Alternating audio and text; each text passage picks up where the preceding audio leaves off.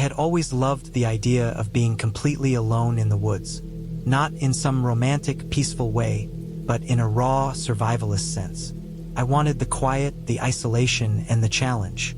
That year, I decided to rent a small cabin deep in a forest I had never visited before.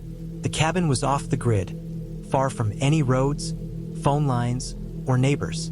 Its appeal was in the promise of total solitude, surrounded by nothing but trees, dirt paths, and the natural sounds of wildlife. I thought it would be simple, relaxing, and invigorating. I had no idea how wrong I was. The trip started easily enough. I drove for hours on a long, winding highway, then onto a gravel road that deteriorated the further I went. My GPS signal vanished somewhere around the halfway point, but I wasn't worried. I had printed maps, a compass, and all the gear I would need. My backpack was full of food, water, batteries, a first aid kit, a lantern, and a small, well-sharpened hatchet. I even carried a small, lightweight shotgun, not because I expected trouble, but because I wasn't stupid. The forest I was heading into had bears, mountain lions, and who knows what else. I thought I had covered all the bases. By late afternoon, the sun was dropping low behind the trees, painting the sky orange and pink. I finally saw the small dirt path that led to the cabin. It was narrower than I expected, barely wide enough for my car, and overgrown with weeds and saplings. I slowed down, knowing that one misstep could mean getting stuck or damaging my rental. After 15 minutes of careful driving, the cabin emerged from between the trees. It was small, made of weathered wood that had clearly endured decades of harsh winters. The roof sagged slightly, and the windows were grimy, but it was intact. There was a small porch with a wooden railing that creaked under my weight as I stepped out to stretch. The first thing I noticed, even before opening the door, was how silent it was. There was no wind, no birds, no insects buzzing. Nothing. The only sounds were the distant rustle of leaves and the faint snap of twigs somewhere far away. The air was heavy and smelled damp, like the forest had been closed in on itself for days. I shrugged it off. Silence was what I had come for. Inside, the cabin was rustic. There was a small stove, a table with 2 chairs, a bed in the corner with a thin mattress, and shelves filled with dusty, old books and miscellaneous tools. I set my backpack down, unpacked some food, and got a fire going in the stove. The smell of burning wood filled the air and immediately made the place feel warmer, more livable. I sat down at the table, drank some water, and listened. The silence was still there, heavy and absolute. I reminded myself it was normal in places like this and tried to relax. The first night passed uneventfully. I had eaten, read a few pages of a survival guide I brought along, and slept fitfully on the thin mattress. The forest outside pressed against the windows, shadows moving in the corners of the glass. My ears were alert to every sound: the distant hoot of an owl, the scratching of what I assumed was a small animal, the occasional rustle of leaves. I slept lightly, but sleep came eventually. The next morning I woke early. Sunlight streamed weakly through the dirt-streaked windows. I felt a small thrill of excitement, the kind that comes from being completely self-reliant. I had no signal, no neighbors, no one to check in with, just me, the cabin, and the forest. I went outside to gather firewood and noticed something I hadn't seen the day before.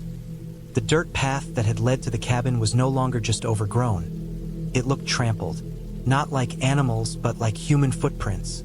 They were faint, but they were definitely there, leading away from the cabin and deeper into the forest. I frowned. It was early morning, so perhaps some hikers had come through. I didn't think much of it, assuming they had long passed. Still, a small knot of unease formed in my stomach. Over the next few days, I settled into a routine. I chopped wood, collected water from a nearby stream, cooked my meals, and explored the immediate area around the cabin. I started to notice small oddities. Tools I had left on the porch would occasionally be moved slightly. Logs I had stacked neatly by the fire were sometimes knocked over. My first instinct was to blame animals, but nothing in that forest should have been strong enough to move heavy logs the way I had stacked them. At night, the rustling outside seemed closer, sharper, as if someone or something was deliberately moving through the brush just beyond the tree line. My unease grew, but I convinced myself it was paranoia. After all, I was alone, isolated, in the middle of the forest. That naturally made me hyper-aware of sounds. On the 5th day, I ventured farther than before. I wanted to explore a small ridge I had noticed a few kilometers from the cabin. The forest grew denser as I climbed, and the terrain became uneven, littered with rocks and fallen branches. The deeper I went, the more I noticed signs of something unusual. Broken branches, flattened grass, footprints larger than mine, human footprints, definitely. They weren't fresh, but they were recent enough to be noticeable. I began to feel a creeping anxiety I couldn't ignore. It was the first time I considered that maybe someone else had been living or hiding in the forest near my cabin. When I returned that evening, I found the cabin subtly different. I couldn't pinpoint it at first, but something felt off. My backpack was slightly open, though I was sure I had closed it. My firewood pile had been disturbed again. Panic began to creep in, though I tried to remain rational. Perhaps animals were more capable than I thought. Perhaps the wind had moved things. But deep down, I knew something was wrong. That night, I slept even more lightly than before. I kept the shotgun close at hand and placed the lantern within reach. Around 2 in the morning, I woke to a sound that made my stomach twist. Footsteps on the porch. Slow, deliberate, cautious, but unmistakable. My heart pounded. I gripped the shotgun and held my breath. The footsteps stopped. The silence returned. I didn't move. I didn't make a sound. I waited for what felt like an eternity, ears straining, eyes fixed on the window. Eventually, the footsteps receded, fading into the darkness. I stayed awake for the rest of the night, checking every sound, every shadow. I didn't sleep again. By the morning, exhaustion weighed on me, but I knew I had to act. I couldn't stay passive. I explored the cabin's surroundings, trying to find signs of who or what was approaching. I discovered faint tracks leading around the back, partially concealed by leaves, and marks on trees that looked like they had been scratched intentionally. Whoever had been there was clever, careful, and possibly dangerous. I felt a chill. I had underestimated the reality of being truly alone in the wilderness. For the next 2 days, I stayed inside the cabin, rarely leaving except to get water or gather small amounts of wood. I set up makeshift alarms, thin wire tied between trees with cans, sticks balanced in precarious positions. Each snap or clang of the forest sent adrenaline racing through me.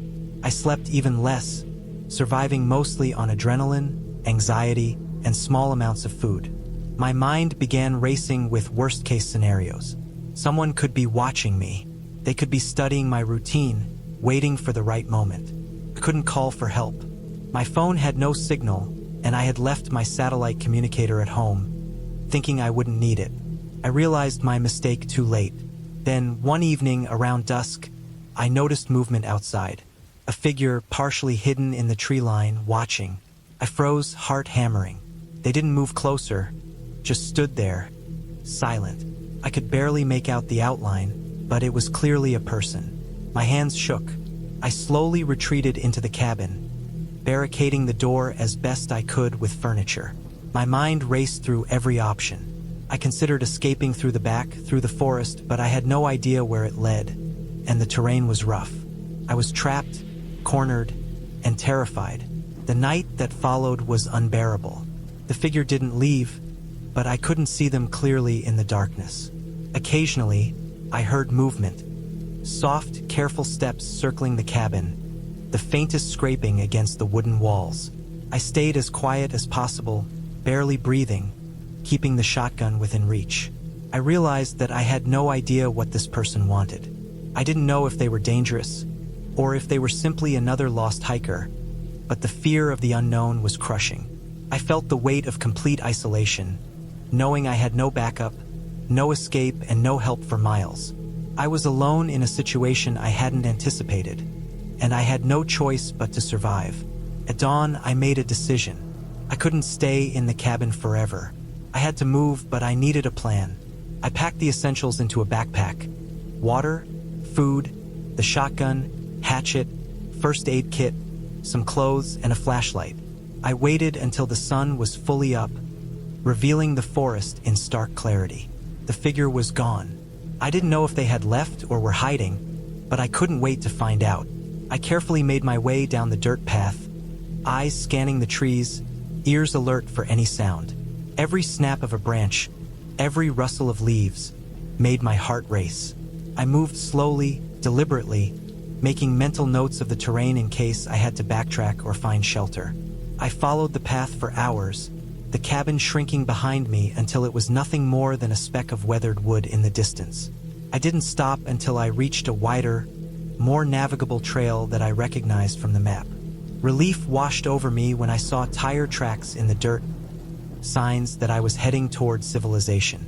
Eventually, after what felt like an eternity, I found a ranger station. I collapsed in exhaustion, relief, and lingering fear. The rangers listened as I recounted my experience, taking notes and warning me about people who sometimes hid in remote areas. They provided food, water, and a ride back to the nearest town. Even after I left the forest, the fear lingered. I had learned, painfully, that isolation can be dangerous not because of supernatural forces, but because of human unpredictability. Being alone in the wilderness is a test of skill, judgment, and awareness, and I had nearly failed. But I survived. I returned home with a new respect for the wilderness, a renewed sense of caution, and a deep appreciation for the safety of civilization. The cabin and the forest faded into memory, but the lessons I learned there, in the silence and the fear, stayed with me. I never returned to that area. I never wanted to, but I also never forgot it. And in some strange way, the experience changed me.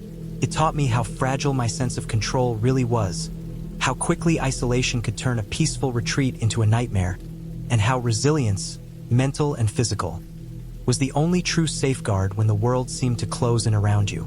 I left the forest alive, shaken, but wiser, carrying with me the knowledge that sometimes the scariest thing isn't a ghost, a bear, or a storm. It's another person, and the choices you make when confronted with the unknown.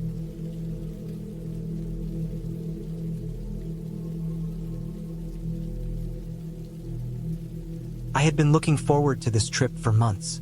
The city had been suffocating me with its noise, its crowds, and its constant pressure to keep moving, always faster, always busier. I needed a break, somewhere far away from everything familiar. That's how I ended up renting a small, isolated cabin deep in the forest. It was a modest place, just a wooden structure with a small porch, a fireplace, a couple of beds, and a kitchen area. But it promised solitude, and that was all I wanted. I drove for hours, leaving behind the last traces of civilization, following narrow dirt roads that twisted through dense woods. The GPS had been almost useless for the last stretch. It kept telling me to drive straight into places where there was no road, just thick underbrush. Eventually, I had to rely on instinct and the faint tire tracks that suggested others had driven this way before. The cabin looked smaller than the pictures online, but it was surrounded by tall pine trees that made it feel hidden from the world. A small creek ran nearby, its water dark and sluggish, and I could hear the quiet trickle over rocks as I parked my car. I carried my bags inside, noting the simple furniture. A wooden table with 2 chairs, a small couch, a bed pushed into the corner, and a few shelves with canned food and jars of dried goods. There was no electricity apart from a single solar lamp and no running water beyond the creek outside. But I had come prepared. I set my bags down and took a deep breath. This was it. Finally, no one would be around to disturb me. The first night was peaceful. I built a fire in the fireplace, simmered some canned beans, and sat on the couch with a blanket wrapped around me. The quiet was overwhelming, but it was comforting. I fell asleep listening to the soft sound of the creek and the distant rustling of the trees. I felt safe in the solitude, though I was aware of how alone I was. The second day, I decided to explore the surroundings. I had brought a small notebook and a camera, thinking I might document the forest, the creek, and the wildlife. The sun was bright, but the forest canopy created shadows that moved across the ground like living things. I followed a narrow path that seemed like it had been used by hikers or perhaps hunters. The air smelled of pine and damp earth, the ground soft and slightly slippery from recent rain. I walked for hours, taking pictures of unusual mushrooms, broken tree branches, and moss-covered rocks. I returned to the cabin in the late afternoon, noticing how quiet the forest seemed. The wind had picked up, causing the tall pines to creak and sway. I felt a strange tension in the air, a heaviness that I couldn't explain. I dismissed it at first, telling myself it was just my imagination. People often said that being alone in the woods could make you feel paranoid. As evening approached, I lit the fireplace again. The warmth was welcome. The nights in this area were already cold despite it being late summer. I cooked another simple meal and sat by the fire. Outside, I could hear small animals moving about, the distant calls of birds settling in for the night. Around 10 p.m., I went to bed. The cabin felt more isolated now than it had during the day, shadows stretching across the walls from the flickering firelight. I slept fitfully, waking several times to the sound of something outside, branches snapping, leaves rustling. But each time I told myself it was just animals. The next morning, I woke to a strange sound. At first, I couldn't place it, a soft, persistent tapping coming from outside. I got up, wrapped a jacket around me, and looked out the window. There was no one in sight, just the trees and the creek. The tapping continued intermittently, coming from the direction of the woods behind the cabin. I grabbed a flashlight and decided to investigate. As I stepped outside, the air felt different, heavier, colder than it had been yesterday. The tapping was louder now, clearly coming from the underbrush. I approached cautiously, shining the flashlight into the trees. First, I saw nothing. Then I noticed that the leaves on the ground were moving in a strange pattern, like someone or something had been stepping carefully but deliberately. My heart started to race. I reminded myself that the forest was full of deer, raccoons, and other wildlife, and maybe one of them had caused the sound. But something about it didn't feel right. I returned to the cabin, trying to shake off the feeling. I double-checked the locks on the doors and windows, something I hadn't bothered with before, and made sure my knife and a small hatchet were within reach. For the rest of the day, I kept an eye on the woods. The tapping didn't come again during daylight, but I could see signs that something or someone had been near the cabin. Broken twigs, footprints that weren't quite right for any animal I recognized. They were human-shaped, though slightly smaller than mine. I tried to rationalize it. Maybe hunters or hikers had passed by. The third night was worse. I was sitting by the fire when I heard the tapping again, closer this time, followed by a low, almost inaudible scraping sound against the cabin's exterior. My stomach dropped. I grabbed my flashlight and carefully walked around the cabin. Nothing. The forest was silent except for the creek. But then I noticed something new.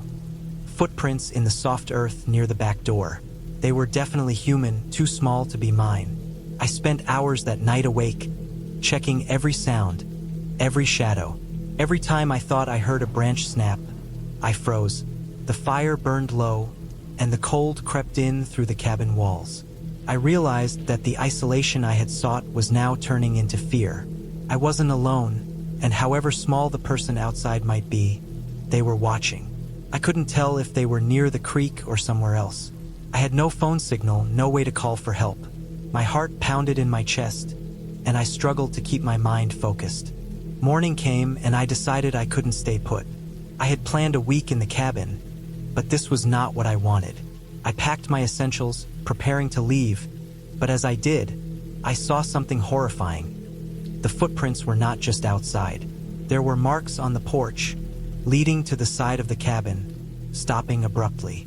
No one had been inside, but someone had been close. My hands shook as I loaded my bags into the car. I decided to take a different route back, one that would lead me toward a main road rather than retracing the path I had driven in. As I drove, I kept glancing in the rearview mirror, half expecting to see someone running after me in the forest. The dirt road twisted and turned, and I forced myself to stay calm, focusing on the tires crunching over gravel. After nearly an hour, I reached a paved road and felt an overwhelming sense of relief. Civilization was near. Back in my apartment, I tried to convince myself it had been an isolated incident. but the memory of those footprints, the tapping, and the way the shadows seemed to move unnaturally in the cabin haunted me.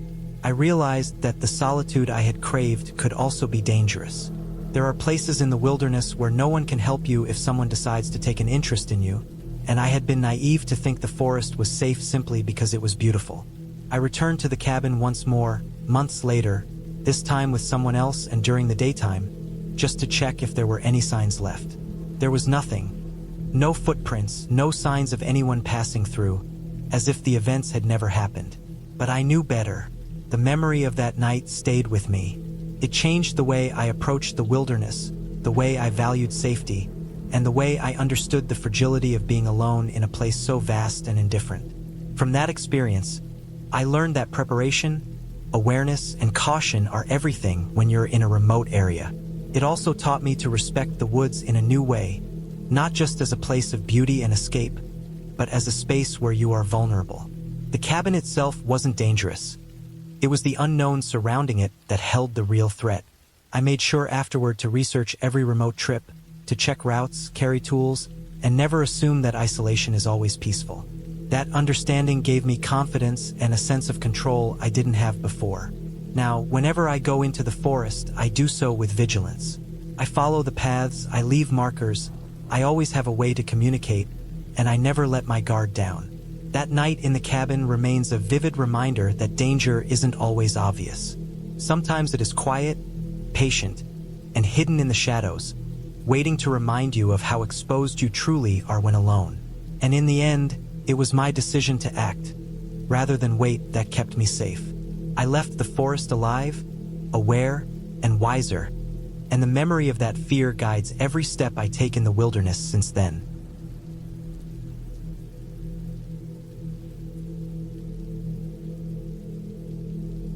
I had been planning the trip for months. The idea of spending a week alone in a small cabin in the woods felt like a necessary escape from everything.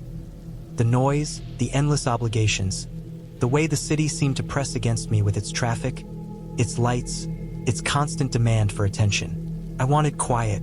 I wanted isolation. I wanted a place where the only sounds would be the wind through the trees and maybe the occasional bird or rustle of small animals. I didn't realize how fragile my sense of control was until I arrived. The cabin was at the end of a gravel road that narrowed and twisted until it became almost a track, cutting through dense pine forest. It was smaller than I expected. Not tiny, but not large enough for any illusion of comfort beyond the basics. A single main room with a kitchenette, a small bathroom, and a lofted bedroom that could barely hold the bed. The walls were wooden planks, darkened with age, and the floor creaked with every step. The windows were thick with multiple panes, and the view outside was endless green, punctuated by tall trees. I parked my car just outside, took a deep breath, and looked around, feeling the tension in my chest loosen slightly. This was what I had wanted. I told myself I was prepared. I wasn't. The first day passed quietly. I unpacked slowly, moving everything into the small closets and drawers. The air inside smelled faintly of damp wood and old smoke, like the cabin had been lived in decades ago and left untouched for some time. The electricity worked, barely. The lights flickered when I turned them on, and the water in the sink had a faint smell of iron, but it was drinkable. The first night was peaceful in its own way. I lay in the loft, listening to the wind, hearing nothing but the creak of the wooden beams and the occasional rustle outside. I thought I would sleep soundly. I didn't. Around 3 in the morning, I woke to a noise. It was subtle, almost nothing at first, but in the stillness of the cabin, it sounded amplified. A soft tapping, like someone or something was moving around outside the window nearest the bed. I froze, heart pounding. I tried to reason with myself. It was probably a branch swaying in the wind, a bird that had flown into the window. But the tapping continued, irregular, moving around the side of the cabin. My hands felt clammy, and I realized I hadn't thought to check the locks on the doors.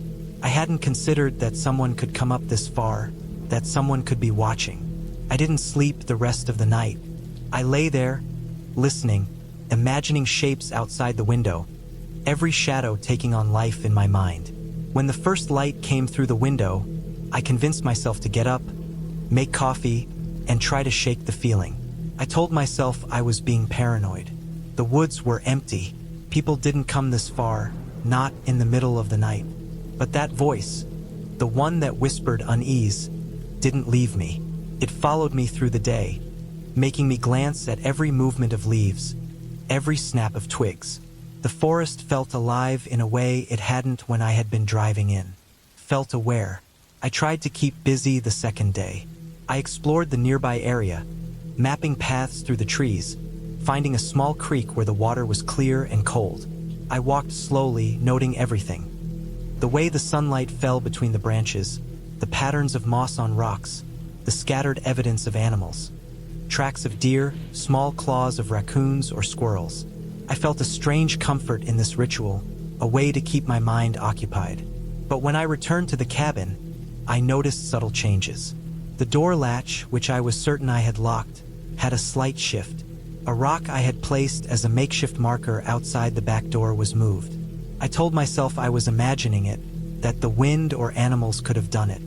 But there was a pit of unease growing in my stomach that I couldn't ignore. The third night was worse. I had left the lights on, trying to convince myself the cabin felt safe, and I had even left the door locked with an extra chain I found in the cabin's small toolbox.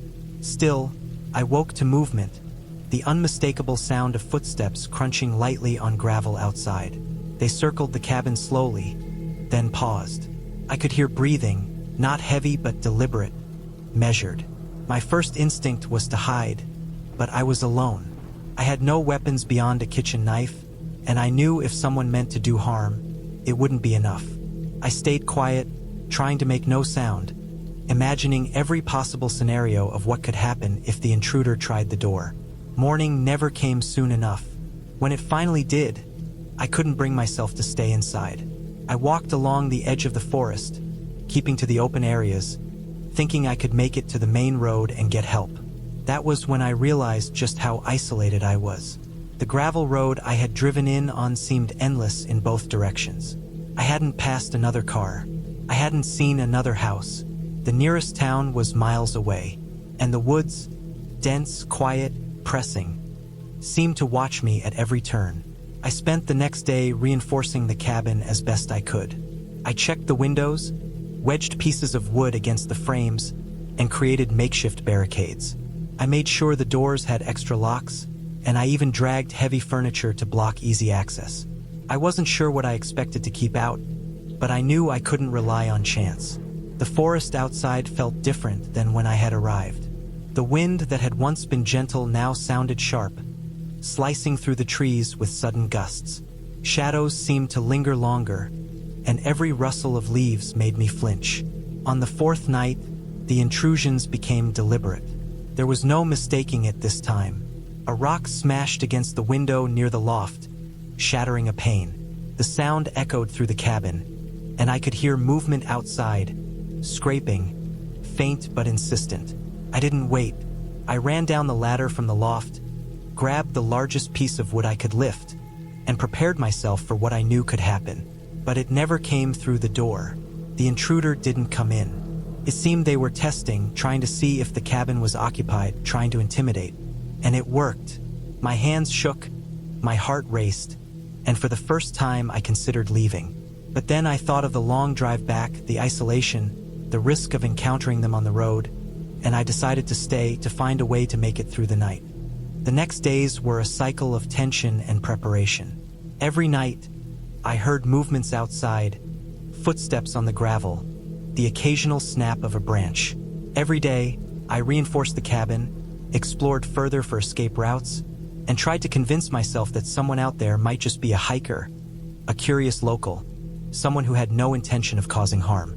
But the evidence of deliberate action, rocks placed, marks on the cabin walls, broken branches carefully arranged, told me otherwise. I was being watched. I was being tested. And the forest, which had once been my sanctuary, had become a trap. By the fifth night, I could no longer function normally. I set up small traps near the doors, lines of cans I could bang together to alert me if someone tried to enter.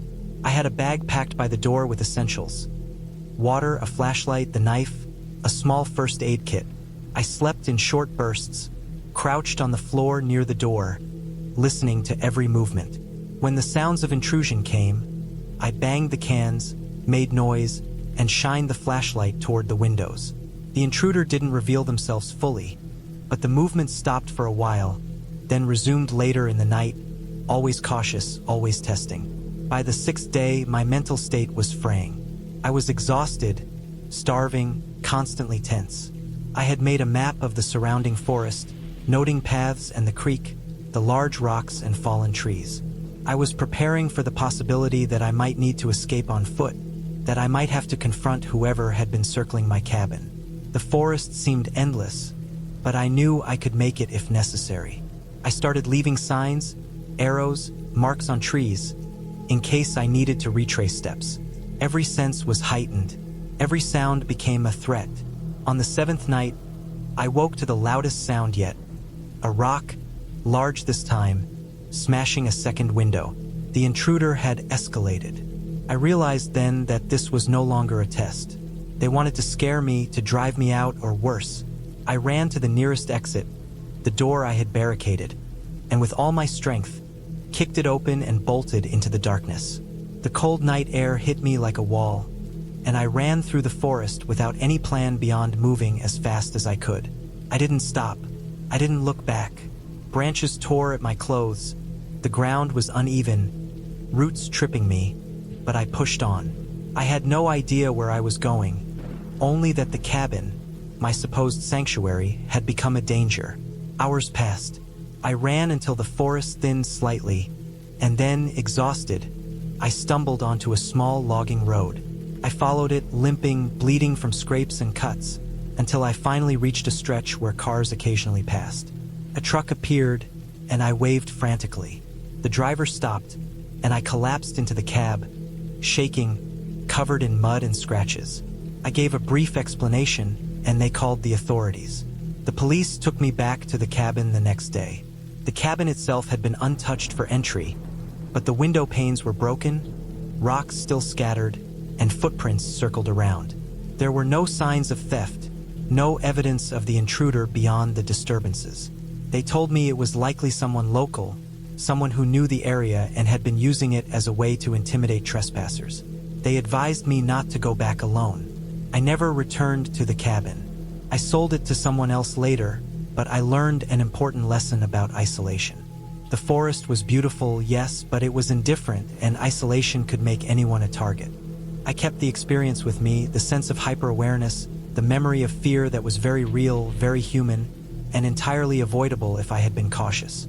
I never forgot the way the cabin felt, the way the wind sounded through the trees at night, and the knowledge that there was always the possibility someone was watching, waiting for the perfect moment. Even now, years later, I remember every detail. The way the cabin smelled of old wood, the creak of the floorboards, the cold of the night air when I ran through the forest, the sound of rocks hitting windows, and the absolute, paralyzing knowledge that I was not alone. And I remember that survival is as much about patience and preparation as it is about courage. I survived because I stayed alert, because I didn't give up, and because when the moment came, I ran.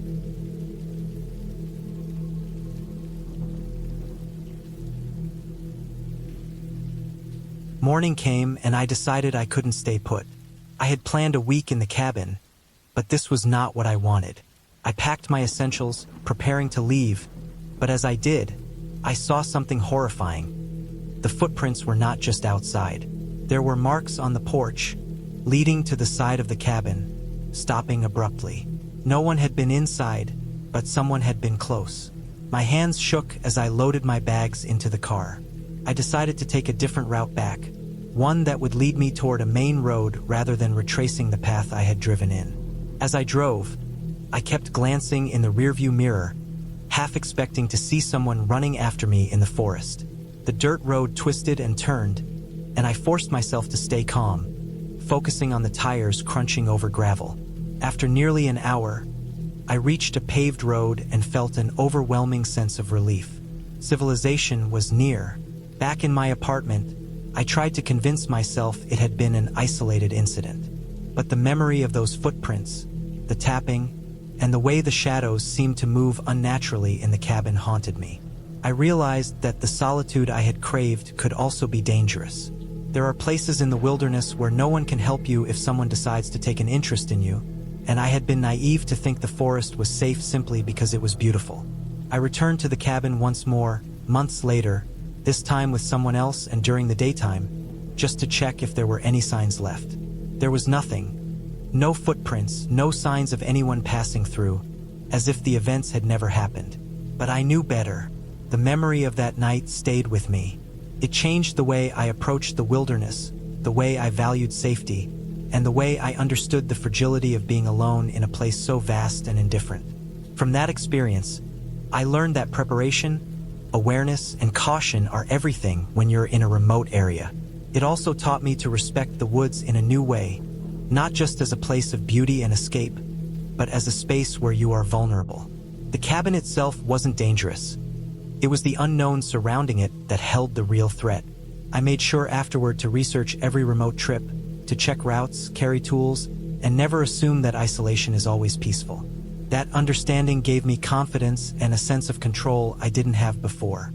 Now, whenever I go into the forest, I do so with vigilance. I follow the paths, I leave markers, I always have a way to communicate, and I never let my guard down. That night in the cabin remains a vivid reminder that danger isn't always obvious. Sometimes it is quiet, patient, and hidden in the shadows, waiting to remind you of how exposed you truly are when alone. And in the end, it was my decision to act, rather than wait, that kept me safe. I left the forest alive, aware, and wiser, and the memory of that fear guides every step I take in the wilderness since then. I had been looking forward to this trip for months. The city had been suffocating me with its noise, its crowds, and its constant pressure to keep moving, always faster, always busier. I needed a break, somewhere far away from everything familiar. That's how I ended up renting a small, isolated cabin deep in the forest. It was a modest place, just a wooden structure with a small porch, a fireplace, a couple of beds, and a kitchen area. But it promised solitude, and that was all I wanted. I drove for hours, leaving behind the last traces of civilization, following narrow dirt roads that twisted through dense woods. The GPS had been almost useless for the last stretch. It kept telling me to drive straight into places where there was no road, just thick underbrush. Eventually, I had to rely on instinct and the faint tire tracks that suggested others had driven this way before. The cabin looked smaller than the pictures online, but it was surrounded by tall pine trees that made it feel hidden from the world. A small creek ran nearby, its water dark and sluggish, and I could hear the quiet trickle over rocks as I parked my car. I carried my bags inside, noting the simple furniture. A wooden table with 2 chairs, a small couch, a bed pushed into the corner, and a few shelves with canned food and jars of dried goods. There was no electricity apart from a single solar lamp and no running water beyond the creek outside. But I had come prepared. I set my bags down and took a deep breath. This was it. Finally, no one would be around to disturb me. The first night was peaceful. I built a fire in the fireplace, simmered some canned beans, and sat on the couch with a blanket wrapped around me. The quiet was overwhelming, but it was comforting. I fell asleep listening to the soft sound of the creek and the distant rustling of the trees. I felt safe in the solitude, though I was aware of how alone I was. The second day, I decided to explore the surroundings. I had brought a small notebook and a camera, thinking I might document the forest, the creek, and the wildlife. The sun was bright, but the forest canopy created shadows that moved across the ground like living things. I followed a narrow path that seemed like it had been used by hikers or perhaps hunters. The air smelled of pine and damp earth, the ground soft and slightly slippery from recent rain. I walked for hours, taking pictures of unusual mushrooms, broken tree branches, and moss-covered rocks. I returned to the cabin in the late afternoon, noticing how quiet the forest seemed. The wind had picked up, causing the tall pines to creak and sway. I felt a strange tension in the air, a heaviness that I couldn't explain. I dismissed it at first, telling myself it was just my imagination. People often said that being alone in the woods could make you feel paranoid. As evening approached, I lit the fireplace again. The warmth was welcome, The nights in this area were already cold despite it being late summer. I cooked another simple meal and sat by the fire. Outside, I could hear small animals moving about, the distant calls of birds settling in for the night. Around 10 p.m., I went to bed. The cabin felt more isolated now than it had during the day, shadows stretching across the walls from the flickering firelight.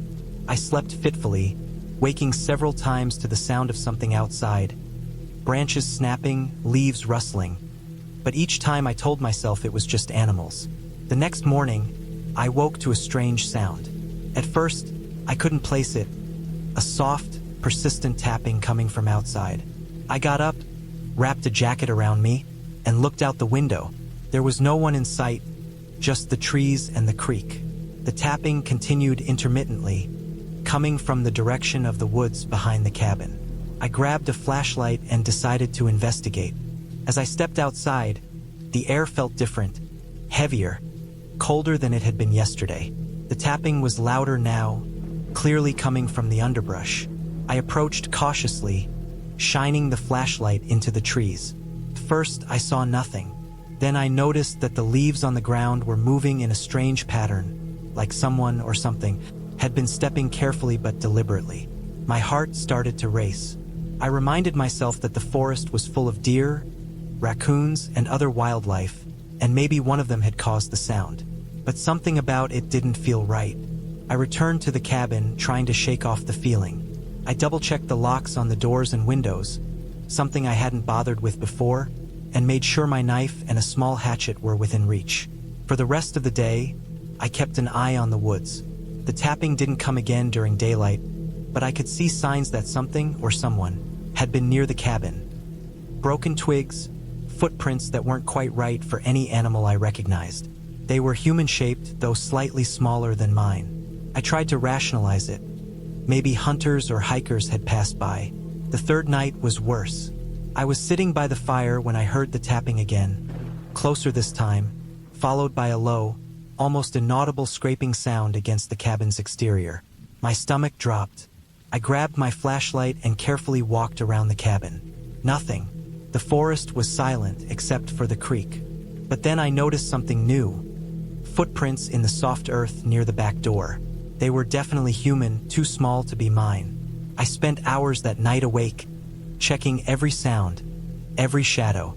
Every time I thought I heard a branch snap, I froze.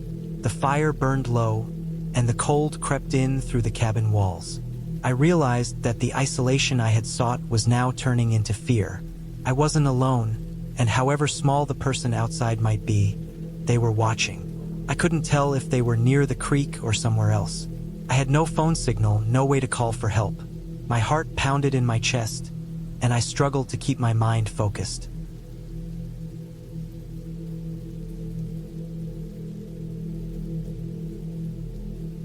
I had been planning this solo trip for months. The idea was simple. A week away from everything, no one to disturb me, just me, the cabin, and the forest.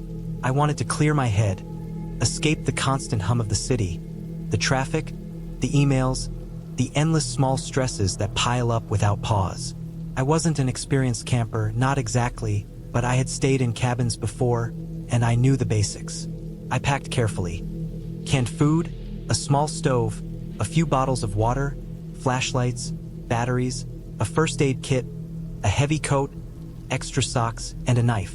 I even brought a journal, thinking that maybe I'd spend evenings writing, documenting the experience. I didn't want comfort or luxury, just isolation and silence. The drive was long but calming. The road narrowed gradually as I left the main highway, winding through stretches of forest that seemed endless. Every few miles, the road became rougher, and I had to slow down to avoid potholes and fallen branches.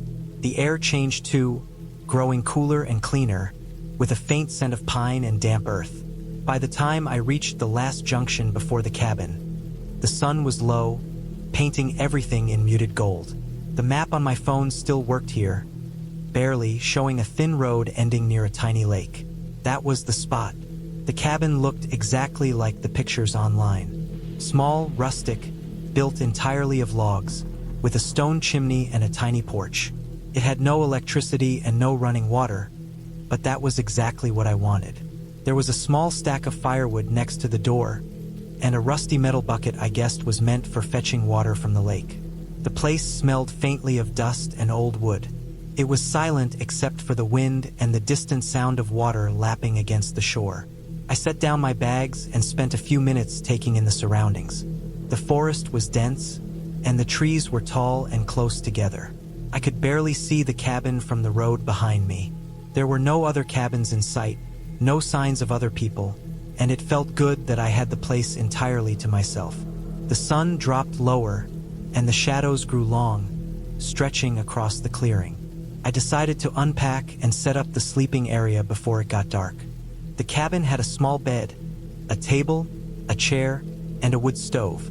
I set up my supplies on the table, stacked some firewood inside, and cleaned a little corner to sleep. Everything felt ordinary, calm, and safe. That first night, I made a fire in the stove and boiled water for dinner. I had brought some canned beans and rice, which tasted surprisingly good after the long drive. The fire crackled, casting flickering shadows across the walls. I kept thinking I could hear small noises outside, twigs snapping, leaves rustling, but every time I looked, nothing was there. I chalked it up to the forest settling and the wind moving through the trees. I had never stayed alone in a remote cabin for more than a night, so my senses were sharper than usual. Sleep didn't come easily. I kept hearing tiny sounds, a soft thump here, a scratching there, just outside the walls. Sometimes it sounded like something dragging along the ground, slow and deliberate. I told myself it was just animals, raccoons, maybe deer, or even squirrels. I had read about bears and mountain lions in the area, but the odds of an encounter were low. Still, when I finally drifted off, I slept fitfully, waking multiple times to listen. The next morning, I woke early and walked to the lake. The water was calm, mirror-like, reflecting the trees perfectly.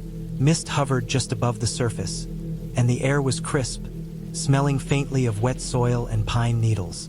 I walked along the shore for nearly an hour, trying to map out the area in my head and figure out where I might collect water or wood if I needed it. The cabin was farther from the lake than I realized, hidden behind a small grove of pines. There was no clear path, just a rough trail that animals had made over time. I spent the day gathering firewood and stacking it inside the cabin. Every now and then, I thought I saw movement in the trees, but each time I looked more closely, nothing was there. Birds, squirrels, or deer, I told myself, but the feeling of being watched never fully went away. By evening, I had a decent fire going again, and I sat near the stove writing in my journal. The quiet was intoxicating, almost meditative, until the faint scratching noises began again. This time they were louder, sharper, coming from somewhere very close, just outside the cabin walls. I froze, listening. It wasn't constant, just intermittent, slow, deliberate. Something heavy moved outside, making small, muffled thumps against the ground. I tried to ignore it, convincing myself it was probably a raccoon or some other nocturnal animal. But deep down, I felt my stomach knot with unease. The forest was supposed to be peaceful, but now it felt like a cage, dense and suffocating. The third day, I decided to explore farther into the forest. I had packed a small backpack with food, water, a flashlight, and my knife, and I followed a narrow trail that led uphill. The forest grew thicker as I climbed, and I had to duck under low branches and step over roots and rocks. I thought about turning back several times, but the curiosity drove me forward. Eventually, I came to a small clearing with a rock formation that overlooked part of the lake. From here, the cabin looked tiny and insignificant, hidden almost completely by trees. As I sat on the rocks, resting, I thought I saw movement on the far side of the lake. A figure crouched or sitting, barely visible through the trees. My first reaction was disbelief. There couldn't be anyone here, I thought. It was too remote. But the shape shifted slightly, as if it had noticed me. I froze, scanning the trees, but then it vanished. Maybe I was imagining things. Maybe it was a deer or some other animal. Still, a knot of fear had formed in my stomach, the first real fear I had felt since arriving. When I returned to the cabin, the sun was low, the air was colder than I expected, and the shadows stretched long across the porch. I locked the door, though I knew it wouldn't stop a determined intruder. I put my knife on the table within easy reach. That night, the noises outside grew more deliberate, closer, more confident. Something was moving around the cabin. I kept my fire going all night, never sleeping more than short bursts, eyes scanning the darkness. I heard scratches on the wood, thumps against the walls, and once, a loud snap of a branch as if someone had stepped heavily nearby. By the fourth day, the unease became almost unbearable. I didn't leave the cabin again, spending most of the day stacking wood and preparing food. Every little noise made my heart jump. A branch falling, an animal rustling through leaves, or just the wind pushing against the cabin. But I couldn't ignore the fact that the noises had a rhythm, almost as if someone or something was intentionally moving around the perimeter. That evening, I heard it again, much louder this time, like a heavy footstep on the porch. I grabbed the flashlight, sweeping it across the clearing, but saw nothing. I checked the doors and windows again, realizing that the locks were primitive and the glass was thin. I could feel my hands trembling. I stayed awake for hours, listening, waiting for some clue of what was out there. The fire had burned low, and the shadows in the corners of the cabin seemed unnaturally dark, making the walls and furniture look distorted. The fifth day, I decided I had to get proof or at least understand what was happening. I took my small camera and left the cabin cautiously, circling the perimeter. The forest felt different now, oppressive and heavy, every tree casting a shadow that seemed to move. I noticed tracks in the soft earth around the cabin. They weren't animal tracks, too large and oddly shaped. Someone had been here, moving quietly in and out without me noticing. My stomach sank. The sense of being watched was no longer paranoia. It was real. I spent the rest of the day preparing to leave if necessary. I packed a small bag with essentials, kept my knife and flashlight within reach, and devised a plan. I considered hiking out at night, but that seemed too dangerous. The forest was thick, and I didn't know the terrain well enough to risk getting lost. I decided I would wait until early morning when there would be light and better visibility. That night, I barely slept. The noises were constant, soft thumps, scratches, and rustling around the cabin. I kept the fire alive, and every few minutes, I would check the doors and windows. At one point, I saw a shadow pass across the small window, and my heart leapt. I gripped the knife tightly, waiting, but no one appeared outside. The fear was suffocating, the kind that settles in your chest and refuses to leave. The morning finally came. Light filtered through the trees, though the forest remained thick and shadowed. I packed quickly, leaving nothing behind that couldn't be carried easily. I kept glancing toward the surrounding trees, expecting to see someone or something watching. Once I reached the road, I kept moving, not daring to look back. My car had been there the entire time, and I jumped in, locking the doors immediately. Driving away, I finally allowed myself to exhale. I tried to rationalize what had happened. Maybe it was someone camping nearby, someone observing the cabin for days. Maybe it was a hunter. The tracks, the noises, the shadows, all real, all tangible, but still uncertain in identity. Couldn't know for sure. I reported the incident to the local authorities later, giving them the details of the tracks and my observations. They said the area occasionally had trespassers and thieves who would watch cabins, taking advantage of isolation. Nothing violent had been reported recently, but the warning was clear. Cabins in remote areas could be dangerous simply because they were isolated. Weeks later, I returned to the same forest, this time with a friend, to retrieve some supplies I had left behind. Everything was untouched, no evidence of the intruder, but I never stayed there again alone. I had learned something crucial. Isolation can be peaceful, but it can also make you a target. Awareness, preparation, and caution are not optional. They are the only things that keep you safe. The cabin itself was beautiful, peaceful, and ordinary. It was just a place made of wood and stone. But in isolation, ordinary things can feel threatening when someone else's presence is unknown, unseen, and deliberate. That week in the cabin taught me that fear doesn't need ghosts or monsters. It only needs reality, combined with vulnerability and uncertainty. I left the forest for good that day. The road back to the highway felt like a rebirth.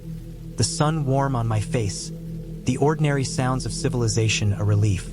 I never doubted that the forest was beautiful, nor did I regret going there. But I also never forgot the feeling of being watched.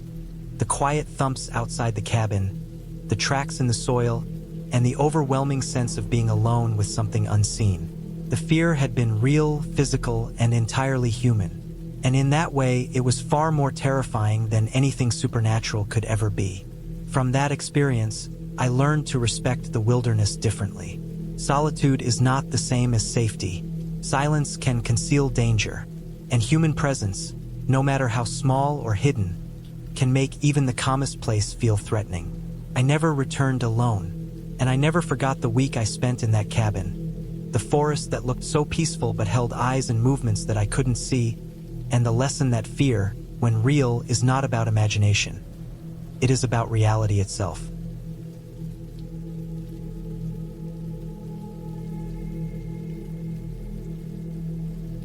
I remember the first time I decided to spend a weekend alone in a cabin deep in the forest. I had grown up near the edge of the woods, but never this deep, where the paths are little more than animal trails and the cell signal fades to nothing. I wanted to escape everything. The city, the noise, the endless buzz of life. And for a moment, I believed a small cabin surrounded by trees could give me the peace I craved. I wasn't wrong about that at first. The cabin itself was nothing fancy. It had a rough wooden exterior, the kind of logs that seemed to have been cut decades ago and left to weather naturally. The roof sagged slightly in the middle, and the windows were single panes, scratched and slightly foggy with age. The door creaked loudly on its hinges every time I opened it, which was the first hint that it had not been visited in a long while. Inside, the smell of old pine mixed with a faint dampness hit me immediately, a smell that seemed to come from the walls themselves. Dust coated every surface, and the floorboards groaned under my weight as I stepped inside. But I didn't care. It felt real, alive in a way that city apartments never did. I had brought supplies for 2 nights: canned food, a portable stove, a lantern with extra fuel, blankets, and water. I unpacked methodically, laying out my sleeping bag on the narrow bed in the corner, checking that the stove worked, and stacking my food neatly on a small wooden shelf. Everything seemed normal, quiet, perfectly in place. I spent the first few hours just sitting by the window, staring at the trees, the way the shadows shifted as the sun lowered in the sky. By nightfall, the forest was a wall of darkness. The air smelled sharp, cold, and damp, and every sound seemed amplified. The snapping of a twig, the rustle of leaves, the distant call of some nocturnal bird or animal. I went to bed early, exhausted from the hike in, and soon I was lying in the sleeping bag, listening to the wind in the trees. But somewhere around 2 in the morning, I woke up. I wasn't sure why. At first, I thought it was just the creaking of the cabin settling. But then I heard something else. A subtle, rhythmic sound, like footsteps outside. Not close, but definitely around the cabin, circling it. I froze, straining my ears. The steps paused sometimes, and then they would resume, always slow, deliberate.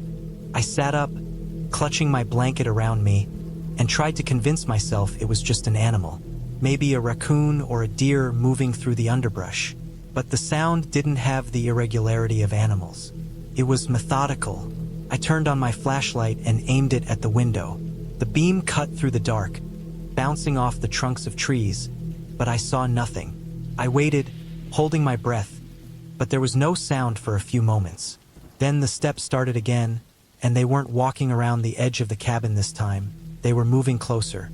I knew the cabin door had a simple latch, barely a lock at all. My stomach turned. I grabbed the small hunting knife I had brought as a precaution and crept to the door, placing my ear against it. The steps stopped outside. I could hear nothing. The forest seemed impossibly still. Then I heard the faintest scraping against the wooden wall, as if someone or something was testing it, pushing gently, trying to find a weak spot. I moved away from the door slowly, trying not to make a sound. My mind was racing. I thought about my car, parked half a mile down a narrow dirt trail, and how far away the nearest town was. I was completely isolated, no way to call for help. The adrenaline in my body made my hands shake. I realized I had left the stove on, and the faint glow from the small flame cast weird shadows across the walls, exaggerating every corner, every piece of furniture. I decided I couldn't stay in the bed. I moved to the kitchen area, staying low, my knife clutched tightly. The steps outside moved again, this time slower, pausing at intervals, circling, never rushing but never leaving. I could hear the scrape of shoes against dirt, small stones rolling slightly as they shifted weight. Whoever or whatever was outside was deliberate. I considered hiding, but there was no real hiding place. The cabin was small, open, and the windows gave a clear view to the outside.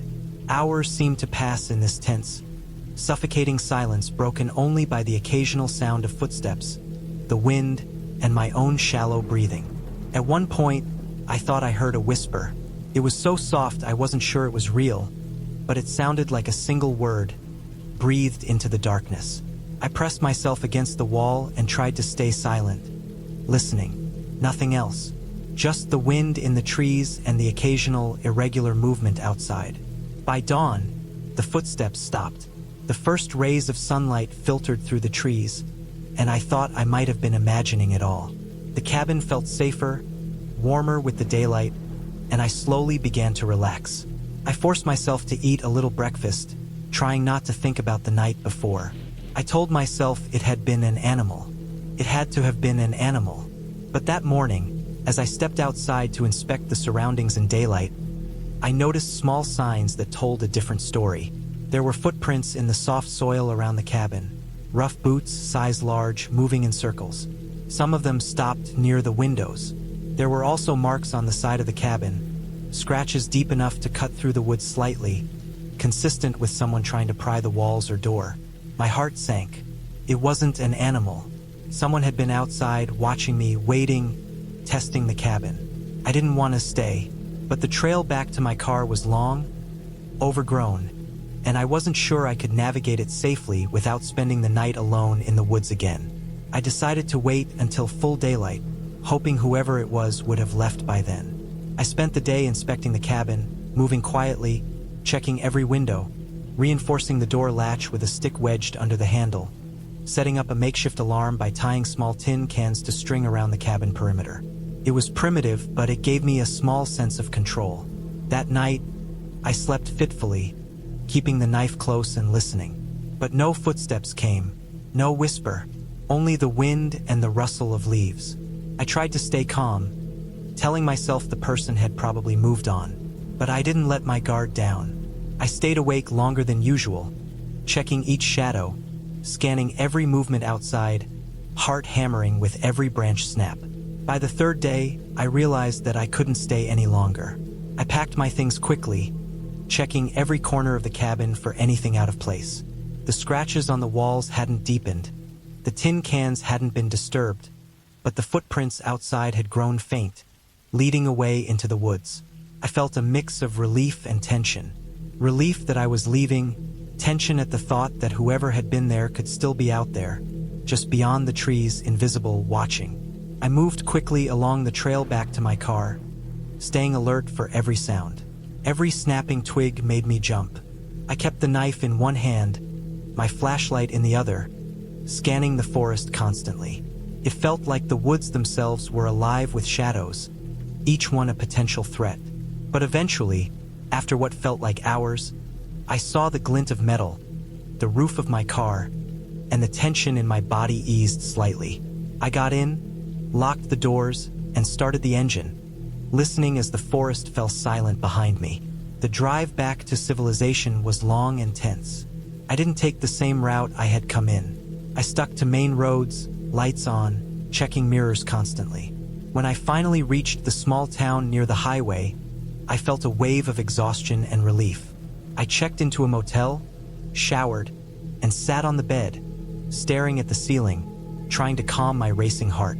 The feeling of being watched had left me physically and mentally drained, but it wasn't something I could ignore.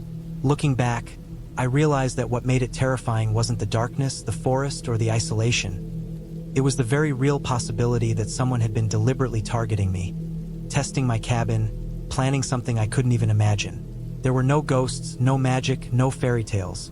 Just a real person with real intent, someone who had the ability to cause harm. And that reality, the uncertainty, the fear of human malice, was something that haunted me far more than any fictional story ever could. I never returned to that cabin. I sold my camping gear and never went alone into the woods again. The memory of that weekend stayed with me, a constant reminder that sometimes the scariest things are not imagined, not supernatural. They are real, and they can find you even in the quietest, most remote places. The forest, which had once seemed peaceful and beautiful, became a place of vigilance and caution, a place where shadows could hide intentions I could never predict. And for me, that was more terrifying than anything else.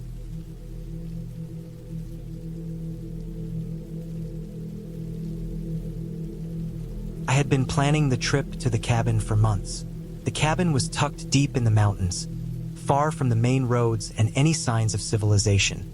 I wanted a weekend alone, away from the city noise, away from the constant pressure of work and the never-ending demands of my life. I had driven for hours on narrow, winding roads, passing through thick forests where the trees pressed close to the asphalt, their branches creating shadows that seemed to move as I passed. By the time I reached the small dirt path that led to the cabin, the sun was already low in the sky, painting the clouds in shades of pink and orange. The air was cooler here, fresher, carrying the scent of pine and damp earth. I parked my car at the end of the path and grabbed my backpack, feeling a sense of relief that I was finally away from everything. The cabin was small but sturdy, made of old logs that had darkened with age. Smoke curled lazily from the chimney, though I realized soon that it wasn't smoke. It was the faint smell of something burning from inside. I stepped closer, my boots crunching on the dry leaves and twigs underfoot. The windows were dusty, but I could see that the interior was mostly empty except for a few pieces of furniture. The place had clearly been used recently but not well maintained. I pushed open the door, which creaked loudly on its hinges, and stepped inside. The floorboards groaned under my weight, and the air smelled faintly of mildew and old wood. I left my backpack by the door and started to explore. The main room had a small wood stove in the corner, a table with 2 chairs, and a few shelves holding dusty cans and jars. I set down my water bottle and started to unpack a few supplies.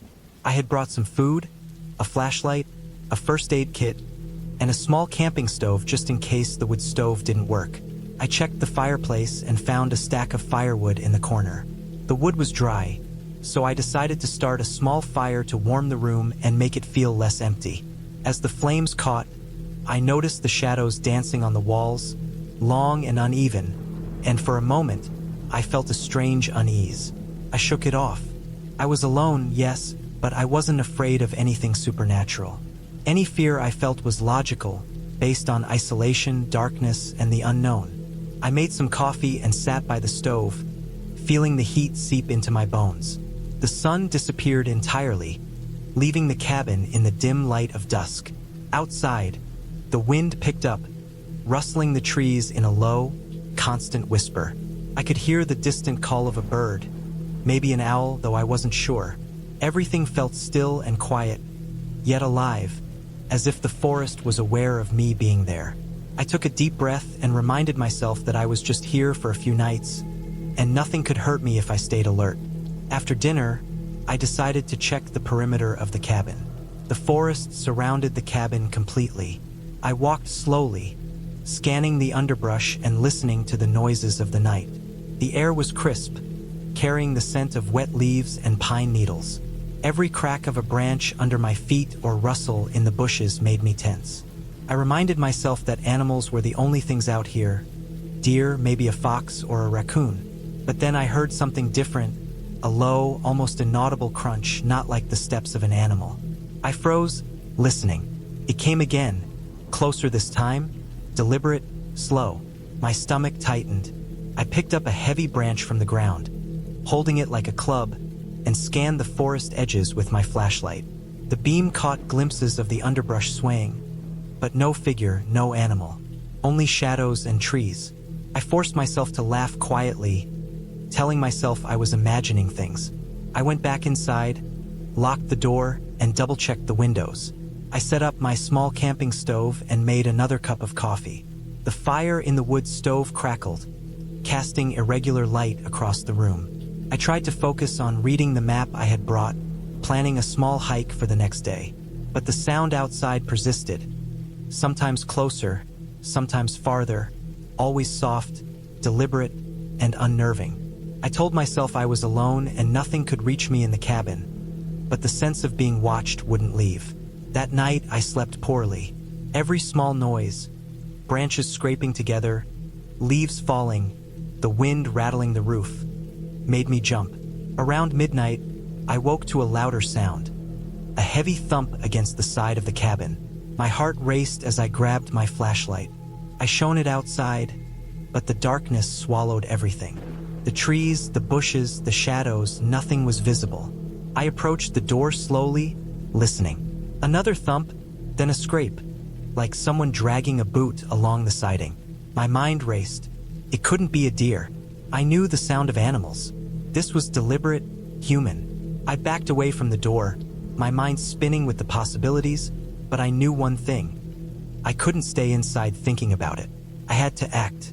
I gathered my backpack, putting my phone, flashlight, water, and a few snacks inside. I had cell service barely, just enough for calls if necessary, but I also knew it was too late at night to rely on anyone immediately.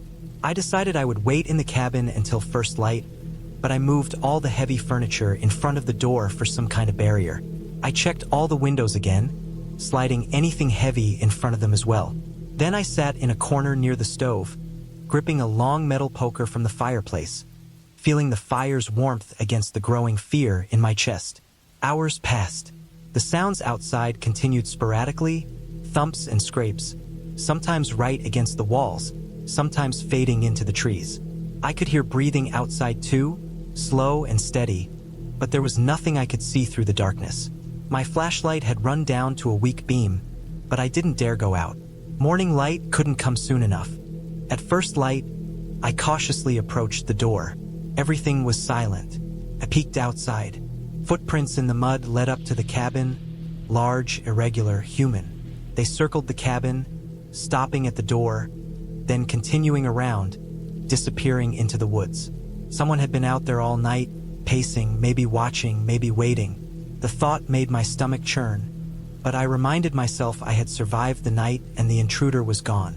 I decided I couldn't stay another night in that cabin. I packed everything quickly, not daring to look around too much. As I stepped onto the path toward my car, I noticed movement in the trees.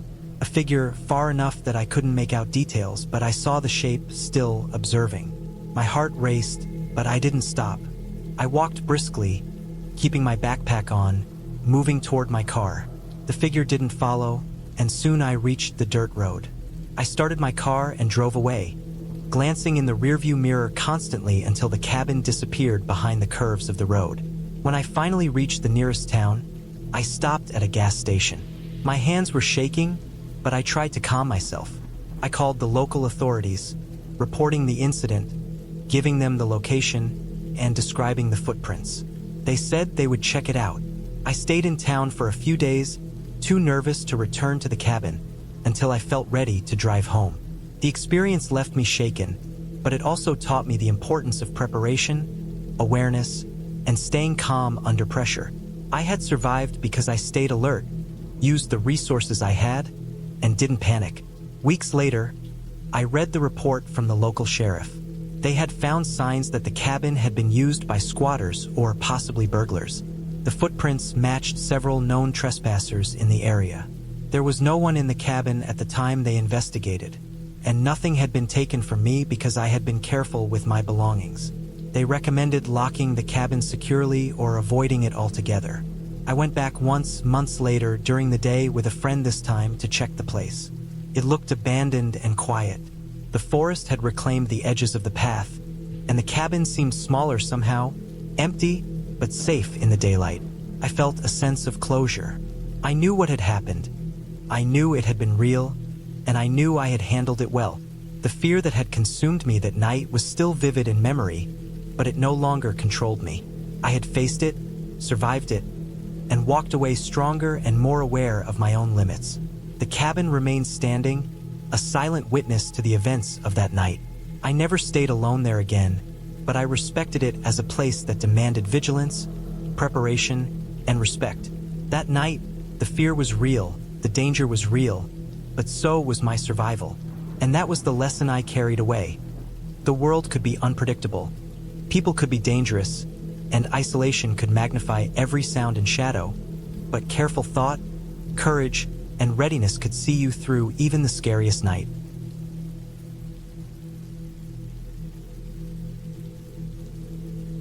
It started on a Friday afternoon. I had taken the day off from work, needing a break from the constant hum of the city. My plan was simple: drive out to a remote cabin I had rented for the weekend, a place far from the traffic, the noise, and the constant pressure of life. The cabin was tucked away in a valley surrounded by dense forest, and I had chosen it because of the isolation it offered. No Wi-Fi, no cell signal, no distractions. Just me, the trees, and the quiet. The drive was longer than I expected, winding along narrow, uneven roads that twisted through the hills. My car jostled along the gravel, kicking up dust that lingered in the still air. As I drove deeper into the forest, the sun began to dip, painting the sky with streaks of orange and red. The air grew cooler, and the sounds of the city, horns, sirens, and chatter, faded entirely, replaced by the occasional caw of a crow and the rustle of wind through the trees. By the time I reached the cabin, the sky was a deep purple, and the first stars had begun to appear. The cabin itself was small but sturdy, made of weathered wood and stone. It had a simple porch, a steep roof, and windows darkened by the fading light. I parked the car and stepped out, letting the cool evening air wash over me. The smell of pine was strong, mixed with the earthy scent of damp soil. I unlocked the door and stepped inside, the wooden floor creaking beneath my feet. The interior was rustic, a small living area with a stone fireplace, a modest kitchen, and a single bedroom with a narrow bed. Everything was in order, as if the cabin had been waiting for me, the previous tenant having left it untouched. I set down my bags and walked around, taking in every detail. The windows were clean but thick with condensation from the temperature change. The fireplace was cold, the chimney empty. I opened the kitchen cupboards, noting that someone had left basic supplies: canned food, a few bottles of water, and a box of matches. The bed looked comfortable enough, though I knew I wouldn't be sleeping soon. Not yet. After setting up my things, I decided to go for a short walk around the property before night fully fell.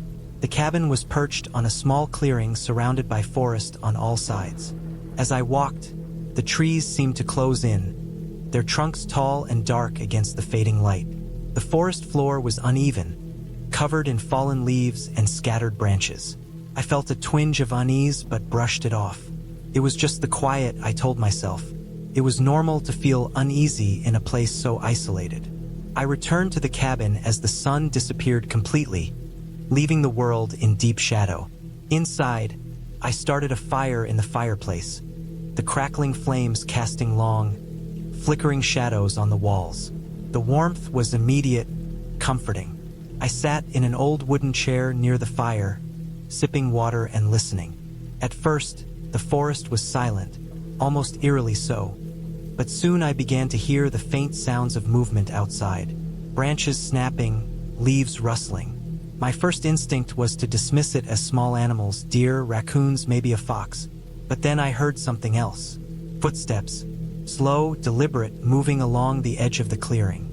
They weren't soft like an animal's.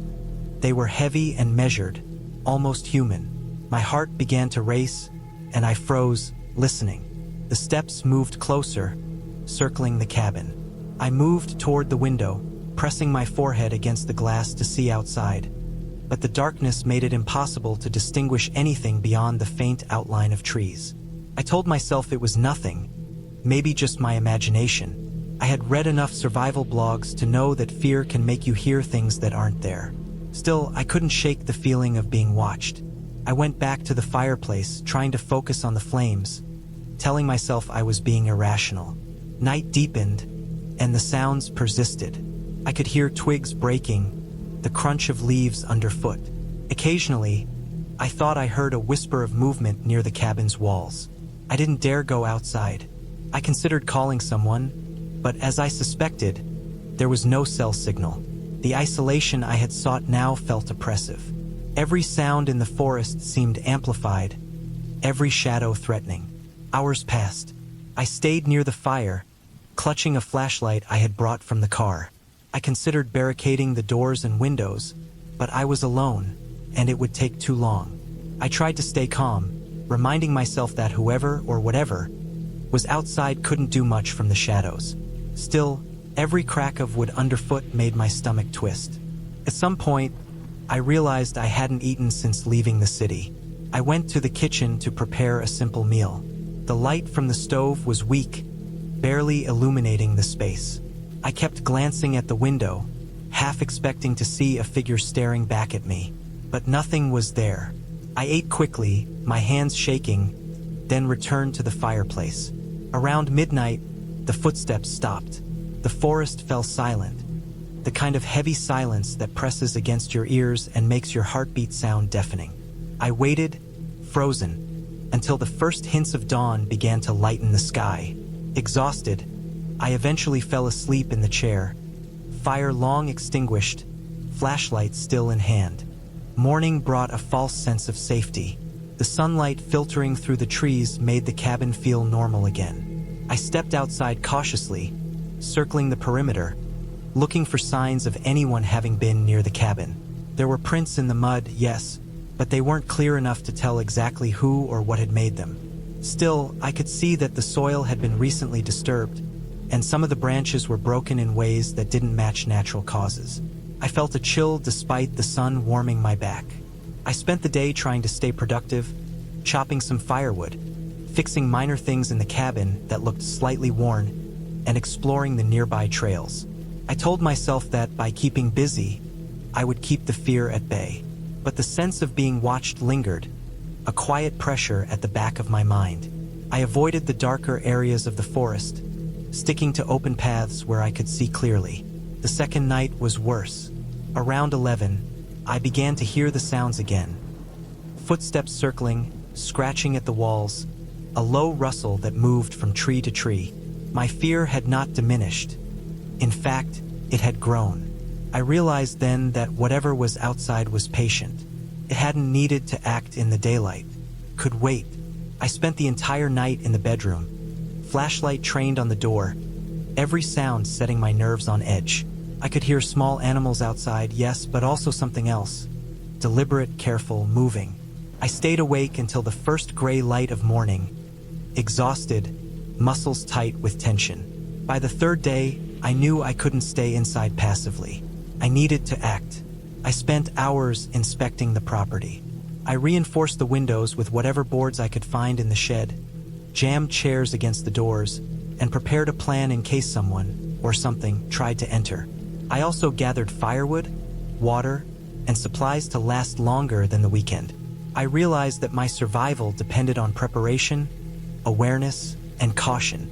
That night, I stayed alert but also proactive. I set up simple noise traps outside, cans tied to string that would clang if disturbed. I moved furniture strategically inside so that any entry would be obvious and slow. I kept my phone fully charged, ready to call emergency services as soon as I reached signal. Hours passed. I heard noises, yes, but nothing happened. My traps weren't disturbed. I began to realize that perhaps the previous intruder had given up, discouraged by the measures I had taken. The forest seemed quieter than before, the shadows less threatening. I stayed awake until morning, exhausted but calmer. On the fourth day, I decided it was time to leave. I packed my belongings, double-checked the cabin, and carefully walked back to my car. The gravel crunched under my shoes, each sound echoing through the valley. I glanced back once, toward the cabin, half expecting to see someone lurking in the trees. But there was nothing. No one. Just the forest, silent and still. The drive back was tense. Every movement in the forest caught my attention. But slowly, as I descended the hills and approached the city, the familiar sounds returned. Horns, chatter, and the distant hum of traffic were overwhelming but comforting. I finally reached my apartment, exhausted but alive. I locked the door behind me and sat in silence for a long time, replaying every moment in my mind. In the days that followed, I reflected on the experience. The fear I had felt was real, grounded in isolation and vulnerability. But I also realized that careful preparation, vigilance, and rational thinking had kept me safe. I had turned fear into action. I had survived. And while the memory of those nights in the cabin lingered, it also reminded me that human awareness and resilience could withstand even the most unsettling situations. I never returned to that cabin, but I never forgot what I had learned. Fear can be managed, danger can be mitigated, and survival depends on attention, action, and the refusal to panic.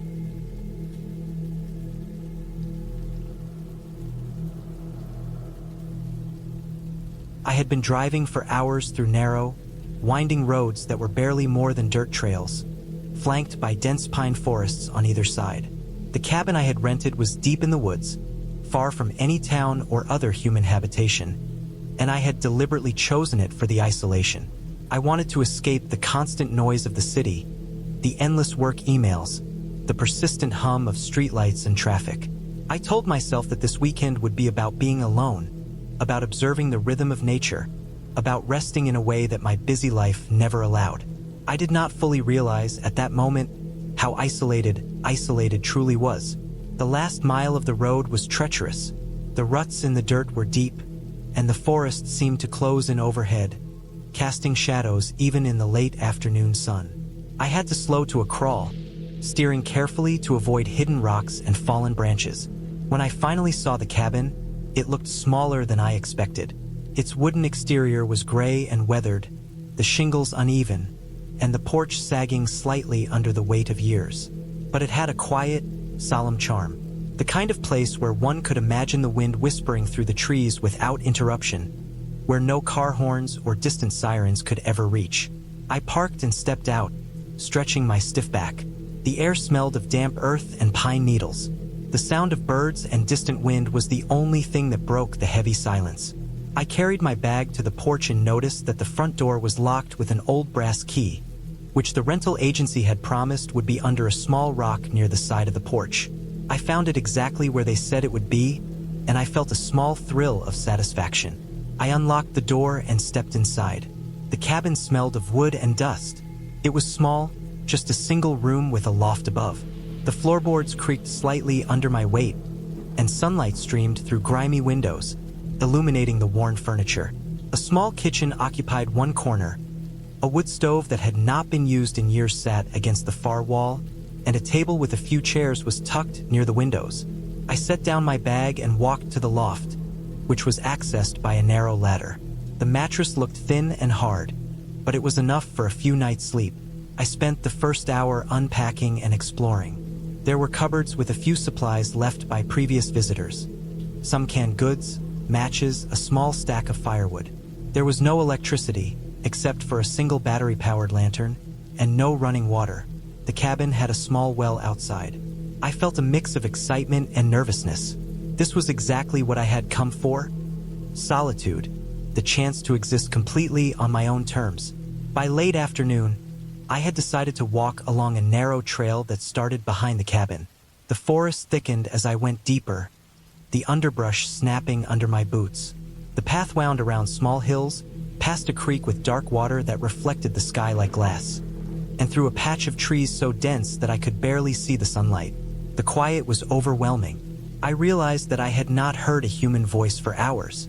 I had expected peace, but the silence had an edge to it, as if the forest was waiting, observing. I returned to the cabin just as the sun was dipping below the horizon. The shadows had grown long, and the forest now looked almost black against the fading light. I started a fire in the stove, grateful for the warmth and the small sense of safety it gave.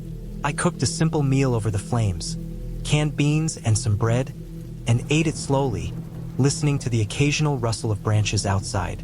At that moment, I was completely alone, completely exposed to everything that existed beyond the thin walls of the cabin. Night fell fully, and the darkness was absolute. The only light came from the fire and the dim lantern I had placed on the table. Every small noise seemed amplified. The wind rattled the windows, a branch tapped against the roof, and somewhere in the distance, I thought I heard the low growl of an animal. My imagination filled in gaps, creating shapes and movements that weren't there. I reminded myself that it was probably just a deer or a raccoon. Still, the feeling of being watched was impossible to shake. I tried to sleep, but it was difficult. Every creak of the cabin floor, every rustle of leaves, made my heart jump. The forest felt alive in a way that was different from the city. In the city, noise is constant and meaningless. Here, every sound seemed purposeful. Hours passed slowly. Eventually, exhaustion won, and I fell into a restless sleep on the hard mattress. When I woke, the sun had barely risen. A gray, misty fog had rolled in, obscuring the trees around the cabin. I stayed inside for a while, hesitant to step out into the damp, cold morning. Finally, I gathered the courage to fetch water from the well. The rope felt slick in my hands as I lowered the bucket, and when I pulled it up, the water was cold and clear. I drank it gratefully, the chill biting at my lips. The next few days passed in a rhythm of small tasks and long periods of observation. I chopped wood for the stove, cleaned the cabin, and walked the trails around the property.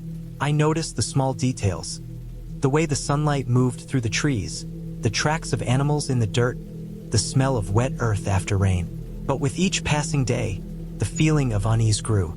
Sometimes I would hear noises in the night that didn't make sense. A distant thump, the sound of something moving quickly through the underbrush.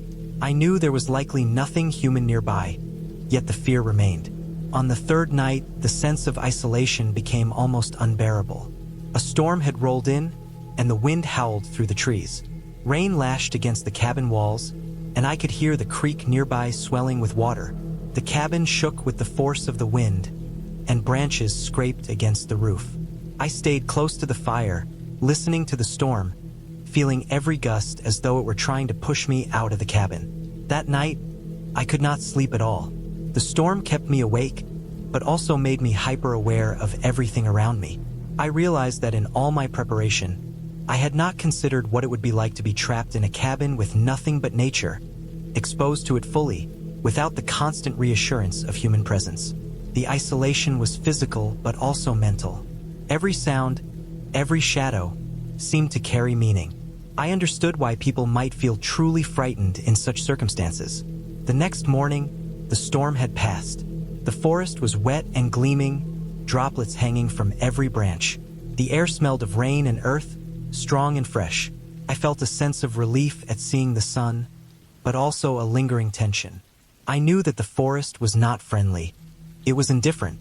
It offered no malice, but also no protection. It was entirely up to me to navigate it, to survive within it. I spent the day repairing small damage from the storm. A few shingles had come loose on the roof. A small branch had broken a window pane. I patched things as best I could, using nails and strips of wood I found in the shed.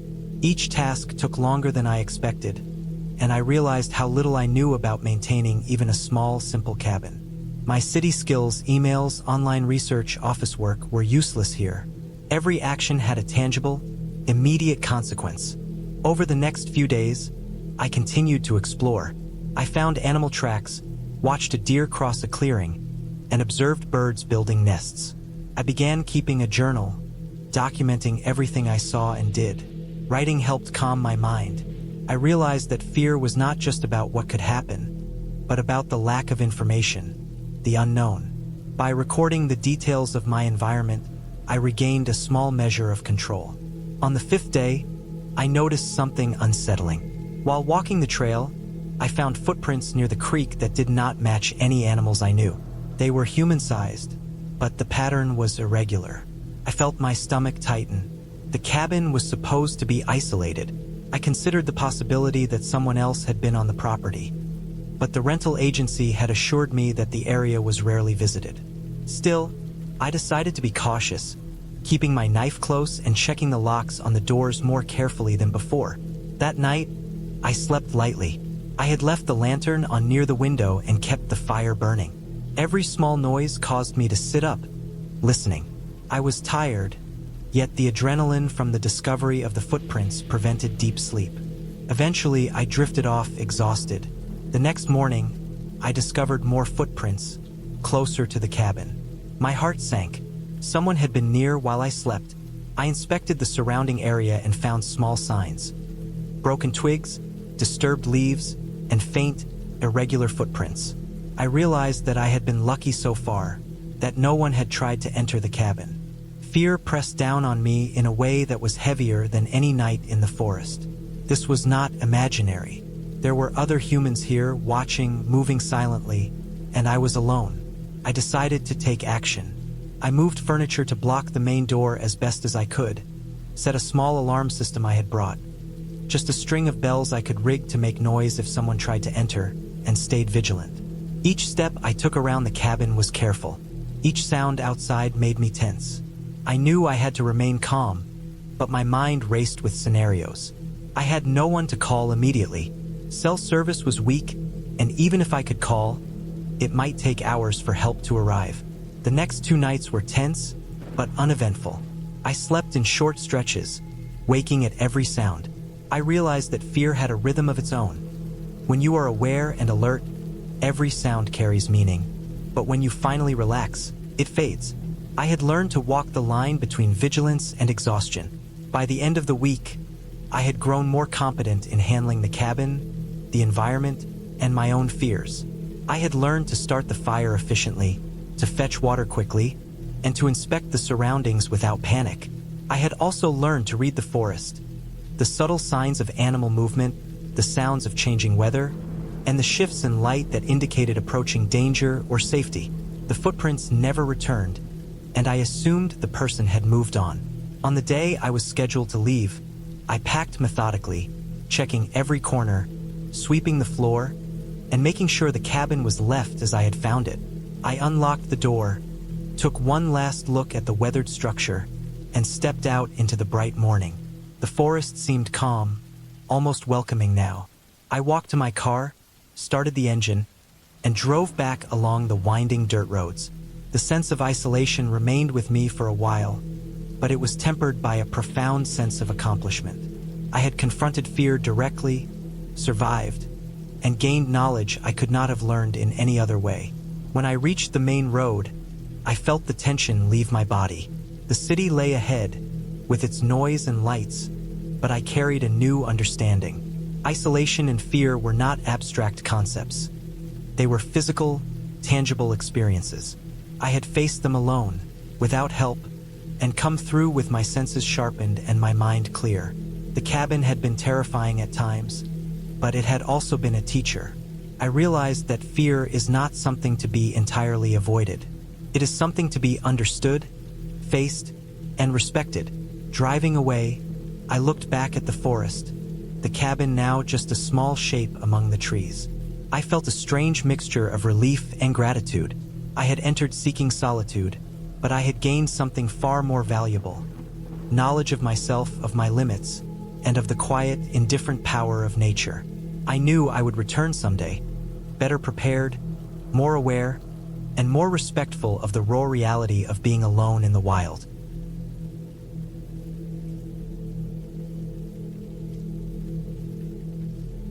I made a plan. I would leave as soon as it was light enough to see clearly. I would move quickly, keeping low, and make a break for the car. I kept my knife in hand and my eyes scanning the trees. I didn't stop to look back, even when I heard branches snapping behind me. My heart was pounding, my legs burning from the effort of running over uneven ground, but I didn't dare slow down. I made it to the car, jumped in, and started the engine. The dirt road ahead seemed endless, but I pushed forward, glancing in the rearview mirror constantly. By the time I reached the main road, I felt like I could breathe again. I stopped at a gas station, hands trembling, and called the police. They said they would send a unit to check the cabin. I gave them my location and details about what I had seen. The officer who arrived the next day confirmed my worst fears. Someone had been living in the woods nearby, watching the cabin for weeks. They had left small traces of their presence but had never made direct contact. Until now, when I had been alone and vulnerable. They had been caught when police discovered a hidden campsite not far from the cabin, complete with a makeshift shelter and supplies. I left the area and didn't look back. The experience left a lasting impact. I realized how vulnerable isolation could make a person, how quickly fear can escalate when the mind starts imagining threats. I didn't go back to cabins alone after that. I learned to appreciate safety, to check my surroundings, and to never underestimate the presence of others, even in the most remote places. I felt relief that I had escaped unharmed, but the memory of being watched, of hearing those unseen footsteps circling the cabin, remained vivid. It was a reminder that the wilderness can be beautiful and peaceful, but also dangerous in ways that aren't always obvious. Over time, I started to process the fear, turning it into awareness rather than panic.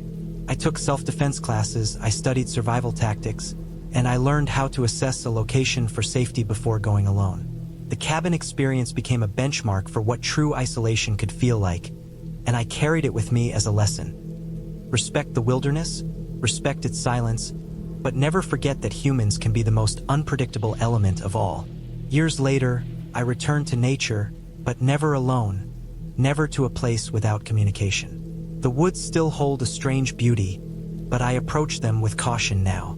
I understand the allure of solitude, but I also understand its dangers. And sometimes, when the wind blows through the trees in that same hollow, creaking way, I remember the cabin, the footprints, and the nights of trembling fear. I remember how every small sound could feel like a threat, how quickly reality and imagination blur, and how the only way to survive is to stay alert, to respect your instincts, and to never underestimate the unseen presence of others. I never went back to that cabin. The police eventually found the person who had been living in the woods, and they were taken into custody. I felt relief, closure, and an understanding that what had scared me wasn't supernatural, wasn't beyond explanation. It was human. And sometimes humans are the scariest thing of all. It was the end of September when I decided to go alone to a remote cabin I had rented for a week. I had been working non-stop for months, and the thought of being completely isolated in the woods, without anyone around, sounded like the perfect escape. The cabin itself was small but sturdy, built decades ago with thick logs and a metal roof that reflected the weak autumn sun. There was a creek not far from it, and a small dirt road led up to the place, barely wide enough for a single car. I knew from the pictures that there was no cell reception, but that had been part of the appeal. I wanted to be cut off, to be alone with nothing but the woods, the creek, and the cabin. The drive there was longer than I expected. The paved road ended miles before the cabin, and then I followed the narrow dirt road that twisted through thick forests. The trees were already starting to change color, their leaves ranging from green to orange, red, and brown. The sun was beginning to lower in the sky, and by the time I arrived, the shadows of the trees stretched long across the road. I parked in front of the cabin, and the silence hit me first. There were no sounds of cars, no distant hum of power lines, nothing but the soft rustle of leaves and the distant gurgle of the creek. It was the kind of silence that felt heavy, like the forest itself was watching. The cabin was exactly as described. A small porch led to the front door, which creaked loudly when I opened it. Inside, it smelled of wood, old furniture, and a faint trace of mold. There was a small living area with a sofa, a wood-burning stove, and a table. To the side, a tiny kitchen with the basics. A small fridge, a gas stove, and a sink. The bedroom was modest, with a bed, a dresser, and a window that looked out at the dense trees behind the cabin. I dropped my bag, turned on the lights, and walked slowly through the space. Everything was clean but clearly aged, the wood showing cracks and stains from years of use. The first night was quiet, but I didn't sleep well. I had brought a small flashlight and a lantern, and I kept them close, partly out of habit, partly out of the uneasy feeling I couldn't shake. The wind outside was picking up, and the trees groaned under its pressure. At one point, I heard a branch snap outside. I told myself it was nothing, just a tree branch, but my stomach tightened. I kept a knife by the bed, more for reassurance than for any real threat. I stayed awake longer than I planned, listening to the wind and the distant creak. The next morning, I woke early and decided to explore the area around the cabin. The forest was dense, and the ground was covered with fallen leaves, twigs, and damp moss.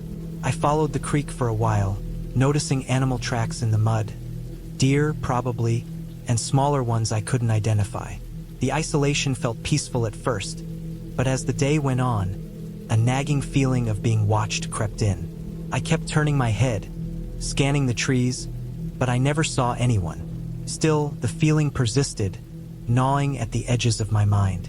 I returned to the cabin, ate a simple meal, and spent the afternoon chopping wood for the stove. The physical labor helped calm my mind. That night, I decided to light a fire. The crackling of the logs was comforting, and the warmth of the stove made the cabin feel slightly less oppressive. Still, I couldn't shake a growing unease.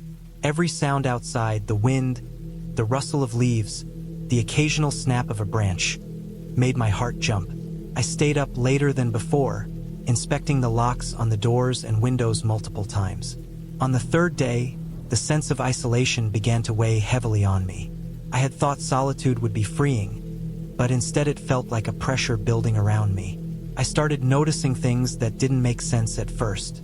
Small disturbances, like footprints near the cabin that weren't mine, or the feeling that the door I had locked was slightly ajar when I returned from gathering firewood. I convinced myself I must have imagined it or that the wind had moved things. Still, the unease kept building. By the fourth day, my anxiety had reached a point where I barely wanted to leave the cabin. I kept the fire going constantly, fearing the cold outside, and I began barricading the windows with whatever I could find. Chairs, a small table, anything that would slow someone down if they tried to get in. I checked the doors repeatedly, counting the locks. I wasn't thinking clearly. I knew that, but there was a creeping sense that something wasn't right, that I wasn't truly alone. It wasn't until the fifth day that it became undeniable. I had gone to gather water from the creek and noticed fresh footprints in the mud near the cabin. They were larger than mine, deeper, and there were more than one set. My stomach dropped. I tried to rationalize it. Maybe a hunter, maybe someone else renting a cabin nearby. But the nearest cabin was miles away, and the road to the cabin was rarely traveled. I felt a tight, crushing fear. I hurried back to the cabin, checking over my shoulder constantly. Once inside, I locked every door and window and paced the small space. I didn't know what to do. Calling for help was impossible. There was no cell signal. I had brought a small battery-powered radio, but there was only static.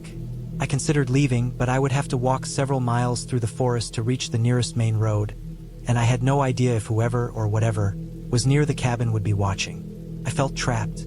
That night, I barely slept. Every sound outside made me jump. At one point, I thought I heard someone walking on the porch. I froze, listening, holding the knife tightly. The sound stopped, and the cabin fell silent again. I convinced myself I had imagined it, but my hands were shaking. I spent hours sitting by the stove, the fire crackling, my ears straining for any sound. The next morning, I found more footprints outside. They led around the cabin in a circle, stopping and starting in a way that suggested someone had been walking back and forth, watching. My fear turned to panic. I needed to leave. I packed my bag as quickly as possible, checking the windows and doors for any sign of intrusion. I realized the person or people hadn't actually entered the cabin, but had been circling it, staying just out of sight. I never thought I would end up in the kind of situation that felt completely out of my control, the sort of thing that made the normal rhythm of life seem like a distant memory. It began with the idea of spending a weekend alone in a cabin in the mountains. I had been working long hours in the city, trapped in the constant noise of traffic, fluorescent lights, and the relentless pressure of deadlines. My body ached, my mind was restless, and I was desperate for some kind of escape, some solitude to clear my head.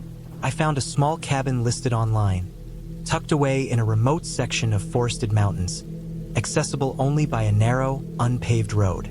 The pictures looked inviting. A sturdy wooden structure, a stone chimney, a small porch overlooking a river, with tall trees surrounding it on all sides. The description promised complete isolation, a place where I could hike, read, and sleep without interruption. I was sold immediately. The drive there was longer than I expected. The city gradually receded behind me as I followed the winding road north. The asphalt turned into gravel, then dirt, and finally ruts carved into the earth by tires and rain.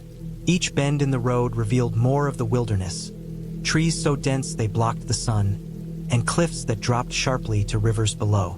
There was a strange silence, a tension in the air that I tried to dismiss as mere unfamiliarity. The car bounced over rocks and potholes, but I told myself that this was part of the adventure. Eventually, I reached the cabin. It sat on a small clearing, surrounded by thick pines and oaks, the river running a few dozen meters downhill. The cabin looked exactly like the pictures, solid and rustic, with a stack of firewood neatly piled near the back door. I parked, unloaded my bag, and stepped onto the creaking wooden porch. The air smelled of wet earth, pine needles, and with smoke from somewhere far off in the forest. Felt good to be away from everything, to be so alone. The interior was simple but comfortable. A single room served as the kitchen, living area, and sleeping space, with a wood stove in the corner and a small table with 2 chairs. There was a bed tucked against the far wall, and shelves lined with books, old cooking utensils, and jars of preserved food. The windows were thick, the glass slightly foggy, but they provided a view of the forest outside. I unpacked, lit a fire in the stove, and began to feel the first real sense of relaxation in weeks. I cooked a simple meal on the stove, listening to the crackle of the fire and the occasional call of a bird or rustle of leaves outside. The sun was low, and the shadows in the forest stretched long and strange. After eating, I went for a short walk along a path that led to the river. The water was clear and fast, tumbling over rocks with a constant, soothing noise. I wandered along the bank, feeling the cold spray of the water on my face, and tried to let my mind slow down. But as the sun dipped below the horizon, the forest changed. The shadows deepened. Shapes that seemed harmless in daylight became distorted and strange. I returned to the cabin as darkness fell completely, grateful for the solid walls and the small circle of light from the stove and lanterns inside. I settled in for the night, stacked wood by the stove, and prepared to sleep early. But it was then that I first noticed a sound that did not belong. A soft, repetitive noise from outside, almost like footsteps crunching on the dirt, but irregular, as if whoever or whatever was walking was pausing, circling, changing direction. At first, I told myself it was an animal. There were deer, foxes, raccoons, perhaps a bear in the area. But the sound was too deliberate, too heavy, too aware. I froze, listening. My heartbeat sped up, and the sweat began to gather on the back of my neck. The sound stopped suddenly, and the silence returned, thick and suffocating. I tried to convince myself it was nothing, that I was letting fear get the better of me. I checked the locks on the doors and windows, but even as I did, a growing unease settled in my chest. The forest outside seemed darker than it had a moment ago, the shadows moving as if alive. I turned on a small battery-powered lantern and swept the light across the clearing, the porch, the edges of the trees. Nothing. Still, the feeling of being watched persisted, gnawing at the edges of my mind. I tried to read, tried to busy myself with trivial tasks, but every snap of a branch, every rustle in the leaves, made me tense. Around midnight, the sound returned, this time closer, unmistakable.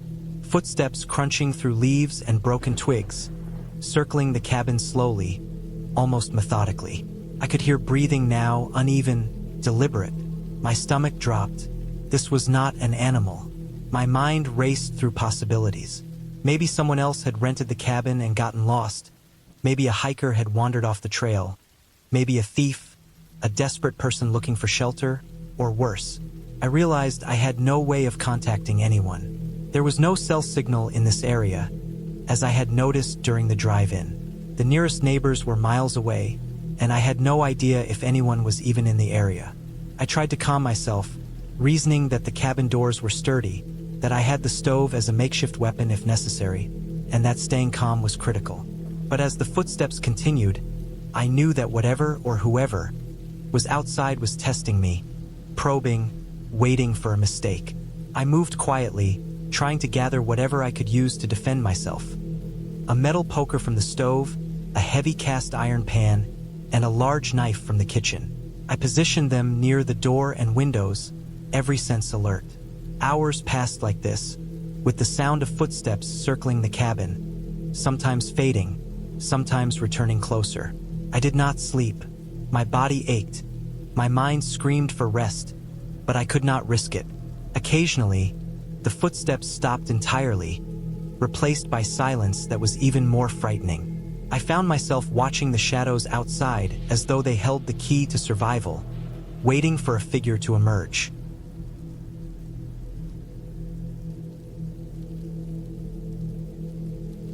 Morning finally came, pale light filtering through the trees. Exhausted and trembling, I cautiously opened the door a crack to look outside. There were footprints, human footprints, muddy, circling the cabin, sometimes coming close enough to touch the porch. The realization hit me.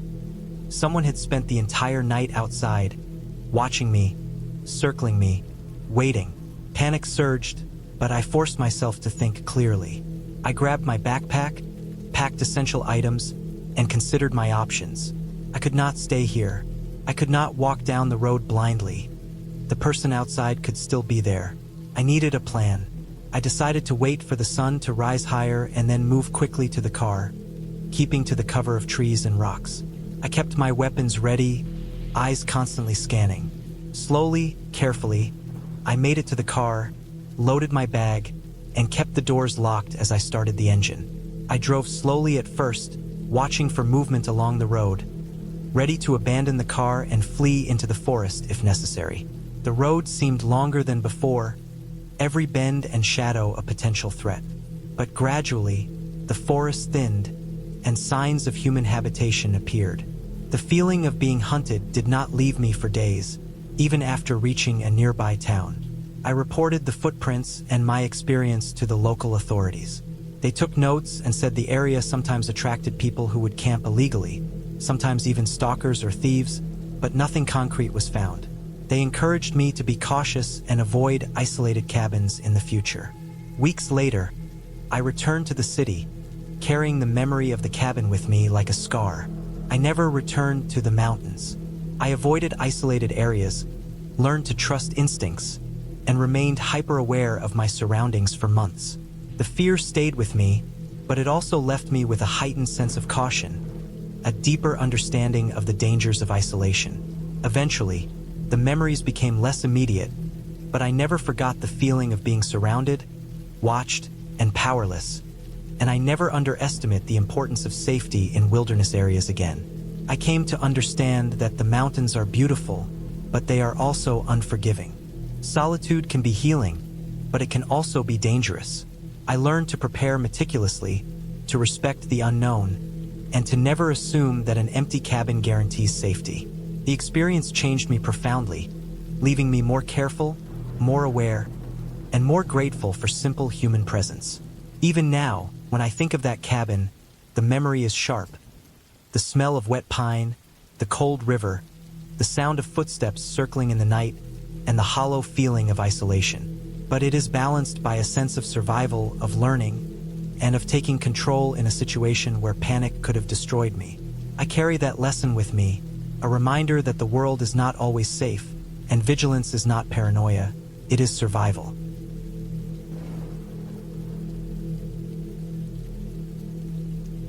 I had been planning this trip for months, ever since I stumbled across an old map tucked into a second-hand book I bought from a tiny, dusty shop in town.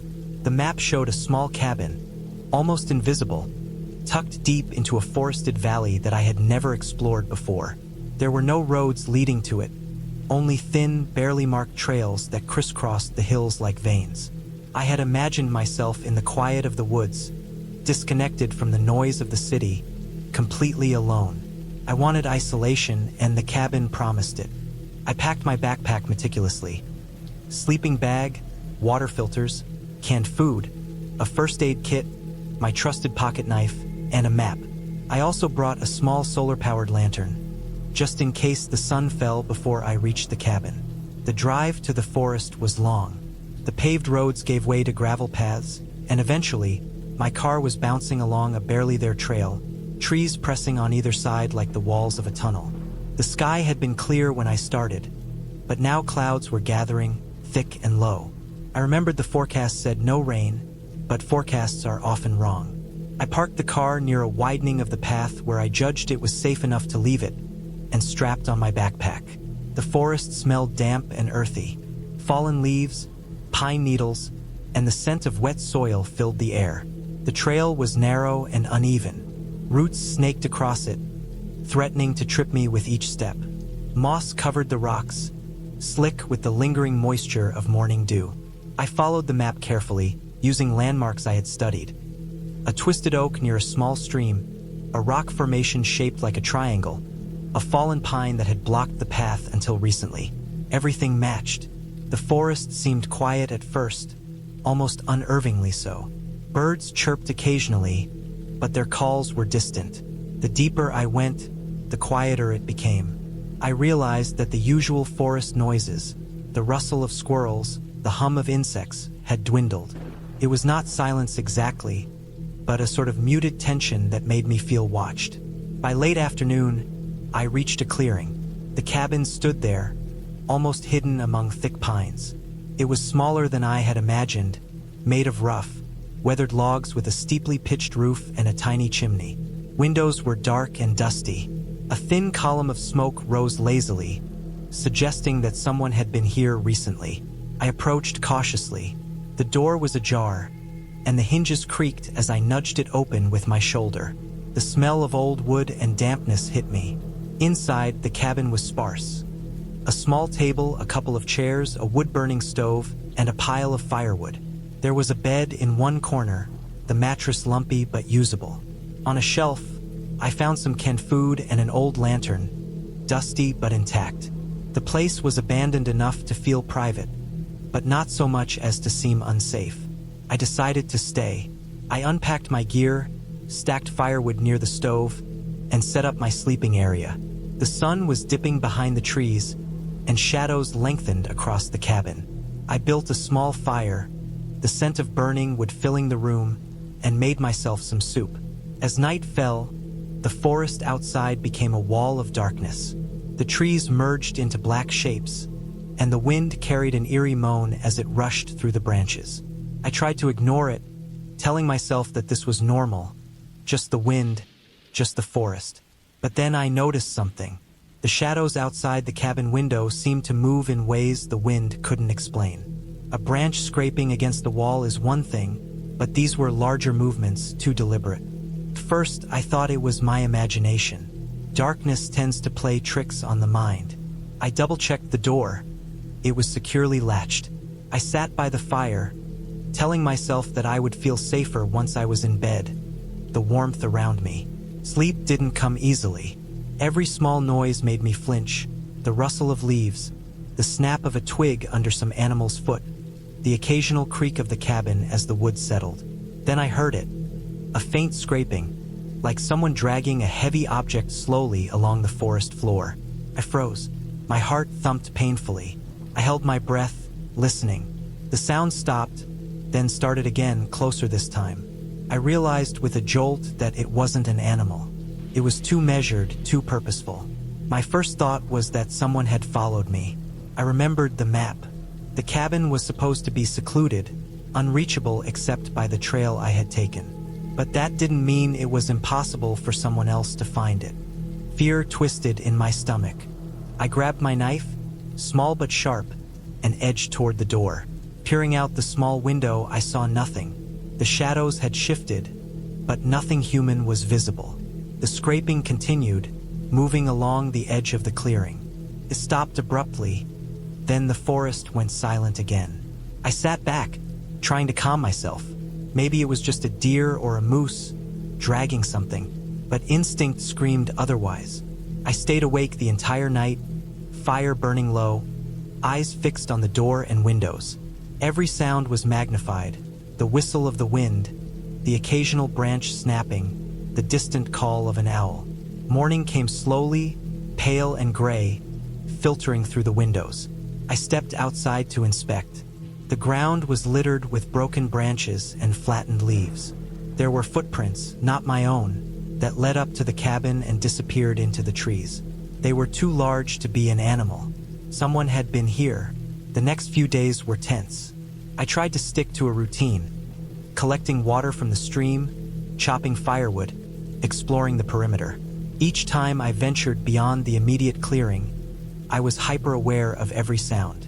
Once, I found a piece of fabric snagged on a branch, faded and torn, not far from the cabin. I realized with chilling clarity that someone had passed this way recently, maybe watching the cabin as I arrived. The forest, once inviting, now felt like a trap. I considered leaving, but my car was several miles away, and the path back was long and treacherous. Heavy rains had started the day before, turning the trail into a mud slick. I couldn't risk slipping and injuring myself in the wilderness, so I stayed. I reinforced the cabin as best I could, nailing extra pieces of wood to the doorframe, stacking firewood against the windows, even clearing some of the brush near the cabin to reduce hiding spots. On the third night, the sense of being watched became unbearable. Every creak, every rustle made me jump. Then, I heard movement outside the cabin again, closer than ever. I crouched near the back window, peering through a crack. A figure appeared, moving slowly along the tree-line. I couldn't see clearly, just a dark silhouette. My breath caught in my throat. The figure paused, seeming to look toward the cabin. I couldn't tell if it was observing me or just passing through. I thought about calling the police, but there was no signal. My phone displayed nothing but no service. The next morning, I decided to take a calculated risk. I couldn't stay indefinitely, and waiting for the person outside to make a mistake was dangerous. I packed essentials into my backpack: water, food, knife, first aid kit. I left the rest behind. I marked the path carefully on my map, noting landmarks in case I had to retrace my steps. I waited until the sun was high enough to give good visibility, then started the trek back to my car. The forest seemed to shift around me. Every sound made me tense, but I didn't stop. I followed the landmarks I had noted, moving deliberately, avoiding obvious hiding spots near the trail. Twice I thought I saw movement at the edge of my vision, but when I looked directly, there was nothing. I forced myself not to panic, focusing on breathing and keeping my pace steady. Hours later, I saw the glint of sunlight on the gravel road where I had left the car. Relief washed over me. My hands shook as I unlocked the door and got inside. I started the engine and drove away slowly, constantly scanning the trees, expecting to see someone emerge. But there was nothing. The road stretched ahead, empty and quiet. Once I reached a main road and got signal, I called the police. I reported the footprints and the figure I had seen, explaining the cabin's location. They promised to check it out, but I knew from experience that law enforcement in remote areas often took time. I didn't wait to see. I drove home, exhausted but alive, my nerves frayed.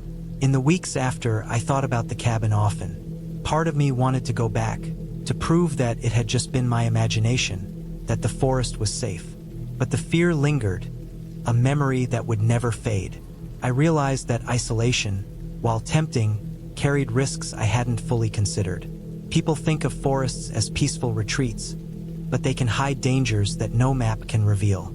I never returned to that cabin. A few months later, I heard from the local ranger that the cabin had been broken into several times over the years, abandoned only sporadically, and that trespassers sometimes stayed there without permission. I felt a chill as I realized how close I had come to being discovered, perhaps even confronted.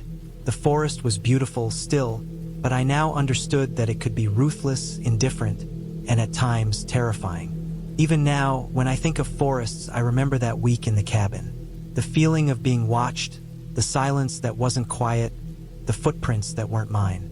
It taught me to respect nature, yes, but more importantly, to respect the fact that other humans could be as dangerous as any wild animal when left unchecked.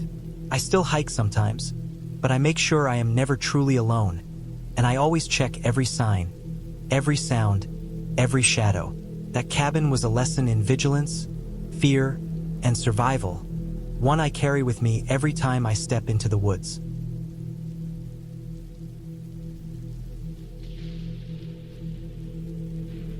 I had been looking forward to a weekend away in the woods for weeks. My life had been a constant cycle of work, errands, and the endless hum of city noise. The idea of a small, isolated cabin surrounded by trees and silence felt like the kind of escape I desperately needed. I drove hours out of the city, leaving behind the concrete streets and neon lights, trading them for winding country roads and the smell of pine in the air. By the time I reached the gravel driveway that led to the cabin, the sun was dipping low, painting the sky in muted oranges and deep purples. The place was more remote than I had expected. The gravel crunched under my tires, the tall trees pressing in close on either side, their shadows stretching long in the fading light.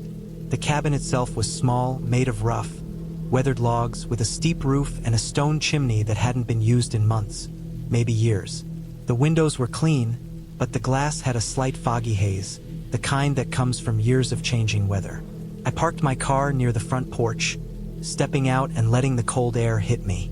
It smelled like wet earth and pine needles, like the forest itself had been breathing for centuries. The silence was thick, almost pressing against my ears. There was no wind, no rustle of animals, just an oppressive quiet that felt unnatural. I took my backpack off the seat, loaded with food, a lantern, a small first aid kit, and a pile of blankets. I had a flashlight in my pocket and my phone, though I didn't expect there to be much signal out here. The cabin door creaked when I pushed it open. Inside, it smelled faintly of old wood and something else, a musty, slightly sour odor that told me the place had been closed up for a while. The interior was simple: a small living area with a wooden table and chairs, a stone fireplace, and a few shelves lined with dusty books. A narrow staircase led up to a loft, where I assumed the bed was. The kitchen was just a counter with a small sink, a rusty stove, and cupboards that rattled when I opened them. It wasn't modern, but it was functional. It had the kind of charm that made me think people used to live here for months at a time, surviving off what the woods provided. I set my things down and took a moment to just breathe, to feel the quiet around me. There was something in that quiet, though a heaviness that made my stomach tighten. The sun disappeared fully, leaving the forest in darkness. I lit a lantern and moved around the cabin, checking the doors and windows. Everything was locked, but there was something in the way the shadows fell that made my pulse pick up. I shrugged it off, telling myself it was just my imagination. After all, I had come here to relax, not to scare myself over nothing. I unpacked a few things and made a small dinner on the stove, a simple meal of canned soup and bread. I ate slowly, listening to the creaks and groans of the cabin as it settled in the cooling night air. By the time I finished, it was dark enough that the forest outside was a solid wall of black. I climbed up to the loft and made the bed, a thin mattress with blankets that smelled faintly of mothballs and would smoke. I sat on the edge for a while, looking out the small window at the trees that seemed to stretch endlessly. That's when I noticed movement, just a flicker at the edge of my vision. A shadow between two trees, something shifting too quickly to be a deer or a normal animal. I froze, straining to see. Whatever it was gone before I could focus, leaving only the oppressive darkness and silence. I told myself it was nothing, probably just a rabbit or the way the wind had shifted the branches, but my stomach didn't relax. I lit a candle and placed it on the table in the loft, the small flame flickering weakly. I decided to get an early night, telling myself that the first night in a new place always felt strange. I slept lightly, waking several times to creaks in the floorboards below, or the sudden snap of a twig outside. Each time, I forced myself back into the covers, telling myself it was nothing. The next morning, the sun rose faintly through the trees, and the forest seemed more alive, less threatening in the pale light. I made breakfast and decided to explore a little. There was a small trail leading away from the cabin, overgrown but passable. I followed it for a few minutes, noticing the marks of animals on the ground, deer tracks, small prints that I didn't recognize, maybe raccoons or foxes. The trail curved and looped back toward the cabin. I felt comforted by the idea that the area was familiar to animals and maybe to hunters, which suggested some people had been here before me. When I returned to the cabin, though, I noticed something that made my blood run cold. The door to the cabin, which I was sure I had locked, was slightly ajar. Not wide open, just enough that I could see the darkness inside. My heart began to race. I was certain I had locked it last night. I stood frozen, staring at the door, listening. Nothing moved. No footprints. No sounds beyond the wind brushing through the trees. I pushed the door gently, and it swung fully open, revealing the cabin exactly as I had left it. Nothing seemed disturbed, but the fact remained. I had locked it. I checked the windows, all secure. I moved slowly through the cabin, flashlight in hand, checking every corner. Nothing. No sign of forced entry. Nothing had been touched, and yet the door had been opened. I began to feel uneasy, the kind of quiet panic that comes when the mind tries to rationalize something that doesn't make sense. I decided to stay alert, making sure I had the flashlight ready, the backpack with essentials close by. The rest of the day passed slowly. I went out to gather firewood, careful to make noise in case someone or something was nearby. I avoided the shadows at the edge of the tree line, trying not to look for things that might not be there. As night fell again, the tension returned.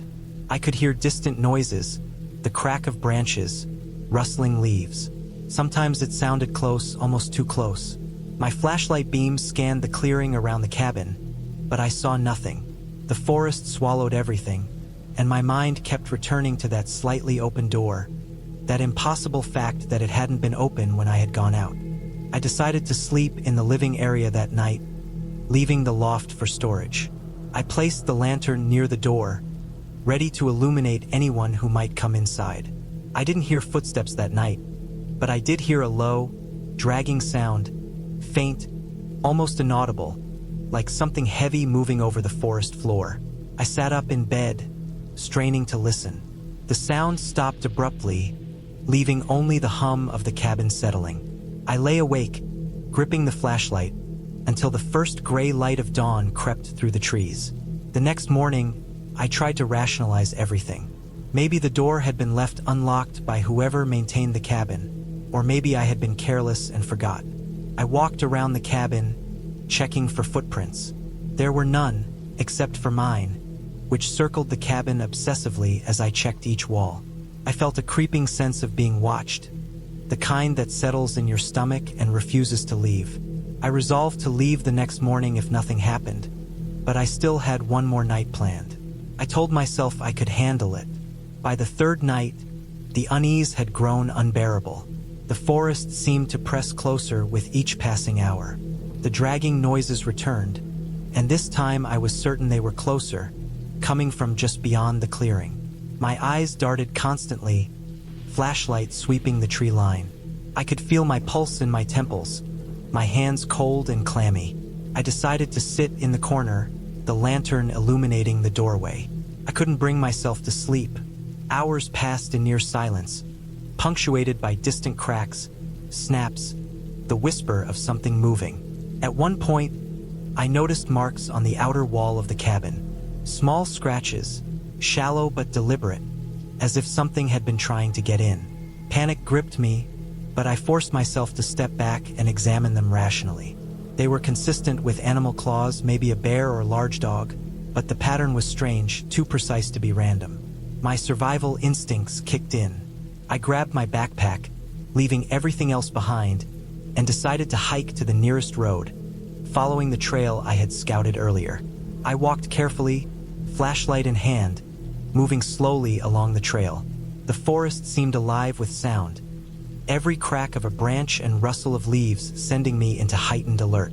I could feel something watching me, the hairs on my neck standing on end. I kept moving, one foot in front of the other, until finally, I saw the faint orange glow of a road sign in the distance. Relief hit me so hard it felt physical. I quickened my pace, heart pounding, and finally reached the gravel road. I didn't stop walking until I saw a car approaching. I waved frantically, and the vehicle slowed. I got in without thinking, and the driver, a local man who seemed concerned, asked where I had come from. I tried to explain in a trembling voice, but I didn't need to give details. I was safe now. The cabin receded in the rearview mirror, a small, dark blot surrounded by endless trees. I didn't look back. I later reported what happened to the local authorities. They inspected the cabin and surrounding area. The tracks outside were from a large wild dog, or perhaps a pack, and the scratches on the cabin were consistent with attempts by the animal to find food. There had been no forced human entry. The dragging noises I heard were likely fallen branches, displaced rocks, and wildlife moving in the darkness. My fear had been real, visceral, but the danger had been natural, a collision of isolation, wilderness, and survival instincts. Even after returning to my home, the memory of the cabin stayed with me. I replayed the nights, the silence, the impossibility of the slightly open door, and the constant tension of being alone in a space that was both shelter and trap. I never returned to that part of the forest, and I avoided remote cabins after that. But the experience taught me something important. Nature is indifferent, and isolation magnifies every sound, every shadow, until the mind can no longer distinguish between real danger and imagined threat. I survived, I made it out safely, and the lesson I carried was simple. Respect the wild, respect its silence, and never underestimate how quickly fear can take hold when you are truly alone.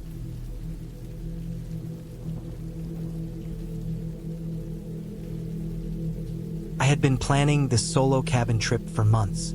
The idea of escaping the city for a week, just me, the woods, and a small, weathered cabin deep in the mountains, was exactly what I needed. I wanted silence, isolation, and a chance to disconnect completely. I had chosen a cabin that sat near a small lake, far from any real trail or road, accessible only by a winding dirt path that I knew would take nearly an hour to drive on once I turned off the main highway. The cabin had no electricity, no running water, just a fireplace, a small wood stove, and a basic bed. It was perfect, or at least, that's what I told myself when I packed the last of my supplies.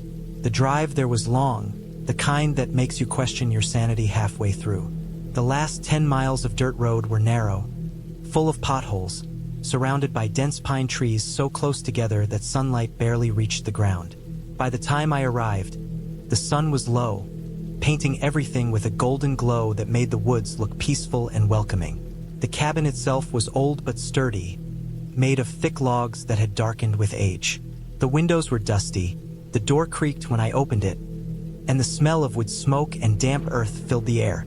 Inside, the floorboards groaned under my weight, and the small fireplace sat cold and empty. I spent the first hour just exploring, unpacking my things, stacking firewood, and checking every corner for anything that could be dangerous. There were small signs of wildlife, tiny claw marks on the logs outside, chewed pine cones, a bird's nest tucked under the eaves, but nothing alarming. I made a mental note to keep food secured, but I wasn't worried. At this point, I felt calm, even content. That first night, I lit the fireplace and ate a simple dinner from the supplies I had brought. Canned beans, a small loaf of bread, and some dried fruit. The fire crackled softly, and the smell of burning wood filled the cabin. Outside, the wind rustled through the trees, and somewhere far away, a branch snapped sharply, the sound cutting through the quiet like a gunshot. I froze for a second, listening. Another branch snapped, closer this time. I told myself it was probably a deer or maybe a fox. Nothing more. I went to bed early, knowing I would need energy for the hike I had planned the next morning. I woke before sunrise, the chill of the cabin pressing against my skin. I built a small fire, boiled water for coffee, and prepared a light breakfast. The woods around the cabin were quiet, eerily so, with only the occasional call of a bird or the distant rustle of leaves. I decided to take a short hike to explore the lake. The path was narrow and overgrown, with thorny bushes and fallen branches, but it was passable. The lake itself was beautiful, the water dark and still, reflecting the dense trees on the opposite shore. I stayed at the edge for a while, skipping stones and watching small fish dart beneath the surface. The first 2 days passed uneventfully. I gathered firewood, fished a little, kept a small journal of my thoughts and observations. At night, I always double-checked the doors and windows, locked the small cabin door, and laid out a flashlight and my phone by the bed. I told myself the precaution was necessary, not that I feared anything in particular. But by the third night, things started to feel off. It began subtly. I woke at 2 a.m. to the sound of scraping on the cabin wall. At first, I thought it was the wind or maybe a branch swaying against the logs. I listened, holding my breath, and the sound came again. Scrape, pause, scrape. I stayed frozen in bed, heart hammering, straining my ears. Then, something heavy thumped against the side of the cabin, the floor vibrating slightly. I grabbed my flashlight and crept to the door, my hands trembling. Outside, there was nothing, just the dark forest, shadows moving as the wind shifted. I tried to calm myself.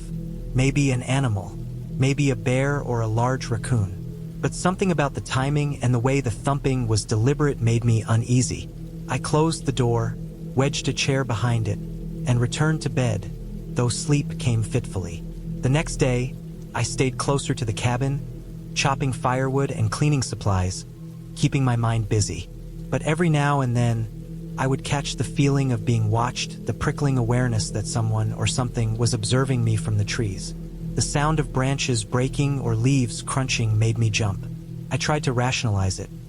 The forest was alive, wildlife moved through it, I was alone, and the isolation played tricks on the mind. Still, unease gnawed at me. The turning point came on the fourth day.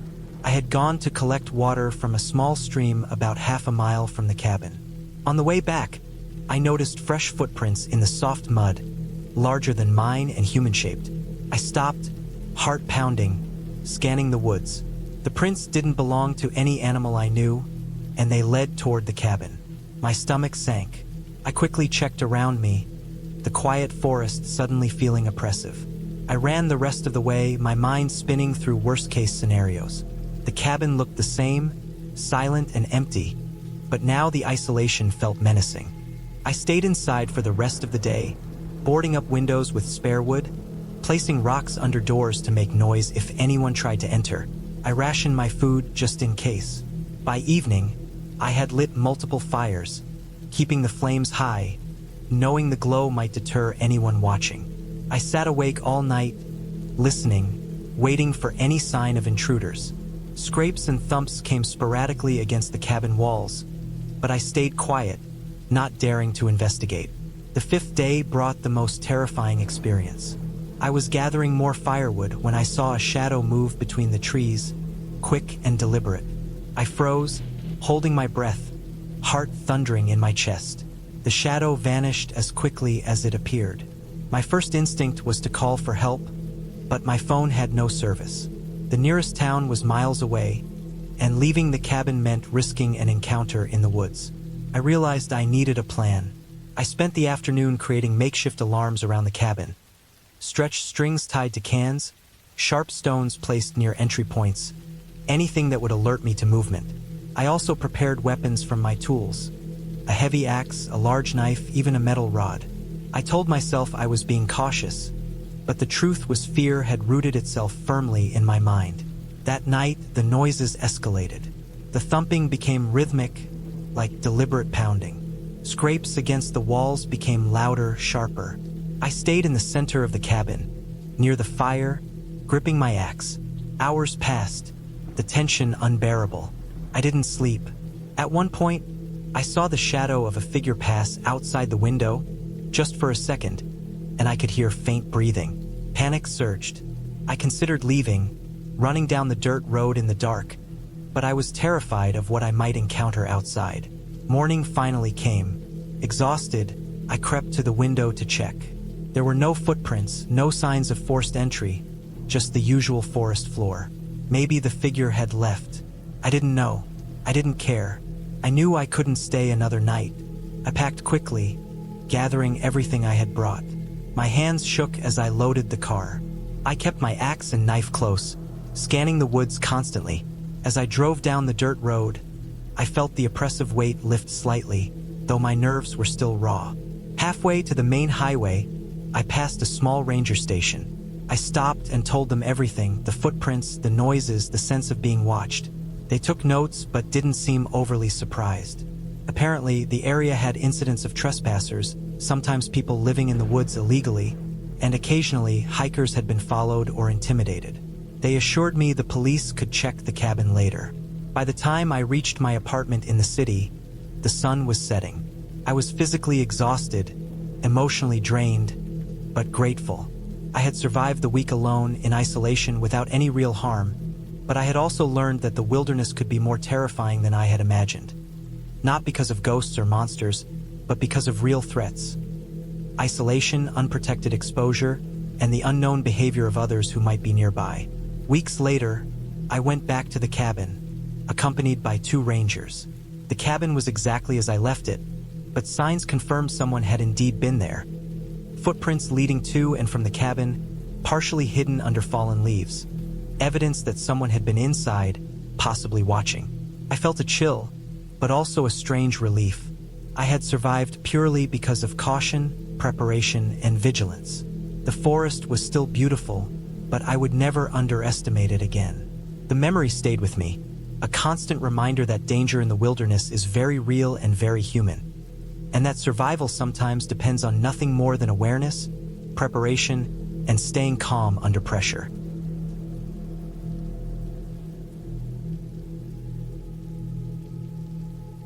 That week changed me. I no longer took small comforts for granted. Every door I lock, every window I check, every street I walk at night carries a different weight. I understand now how quickly peace can turn into fear when isolation is absolute and threats are real. And I am grateful to have escaped, to have returned to a world where safety is not guaranteed, but is at least familiar. The cabin stands empty now. I have not returned, and I never will. The forest is still there, silent, indifferent, but I know it holds shadows that are patient, that wait, that watch.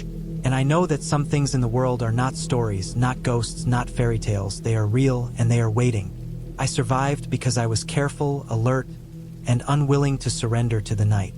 And that is the lesson that stays with me, stronger than fear, clearer than any memory of the wind in the trees or the footsteps outside my window. I had been planning this trip for months. It was supposed to be a simple retreat, a break from the city, from the noise and the endless pressure of work. I had rented a small cabin deep in the forest, far enough that cell service was unreliable, yet close enough to a small town in case of emergencies. The cabin itself looked perfect in the photos, a modest wooden structure, a small porch, and a clearing surrounded by dense trees. The kind of place that made you think of peace, of quiet, of being alone with nature. I had envisioned mornings where I would watch sunlight filter through the pines, and nights spent reading by a fire with only the crackle of logs and the wind outside for company. The drive there was uneventful, though long. The last 10 miles were on a narrow dirt road that twisted through the forest, the trees so close that they almost blocked the sky. My phone lost service well before I reached the cabin, and I didn't mind. I needed this disconnection. When I arrived, the sun was low, casting a reddish glow across the woods. The cabin sat at the edge of a small clearing. The wood smelled faintly of pine and decay. The roof sagged slightly in places, and the windows were streaked with dust. It wasn't perfect, but it was mine for the next week, and that was all that mattered. The first night was quiet, exactly how I wanted it. I unpacked my things, lit the fireplace, and ate a simple meal of canned beans and bread. The wind whispered through the trees, making the branches scrape against the cabin walls. I remember noticing that the noises were louder than I expected. Every twig snapping, every rustle of leaves seemed exaggerated in the stillness. I told myself it was just the wind, the forest settling, nothing more. I slept lightly that night, waking more than once to the sounds outside. A bird or an animal, perhaps, but it was the unfamiliarity of it all that kept me alert. By morning, the tension had faded slightly, replaced by a sense of adventure. I had packed food for the week, water, a small first aid kit, and a lantern. I was ready for whatever the forest might offer, or so I thought. The first few days were peaceful. I explored nearby trails, collected firewood, and cooked simple meals over the stove. The forest was beautiful in a raw, unfiltered way. Sunlight cut through the canopy, casting long shadows that moved as the wind shifted. Birds called to each other, deer occasionally crossed the trails, and the smell of damp earth filled the air. But even in its beauty, there was an underlying tension, a sense of isolation that I couldn't shake.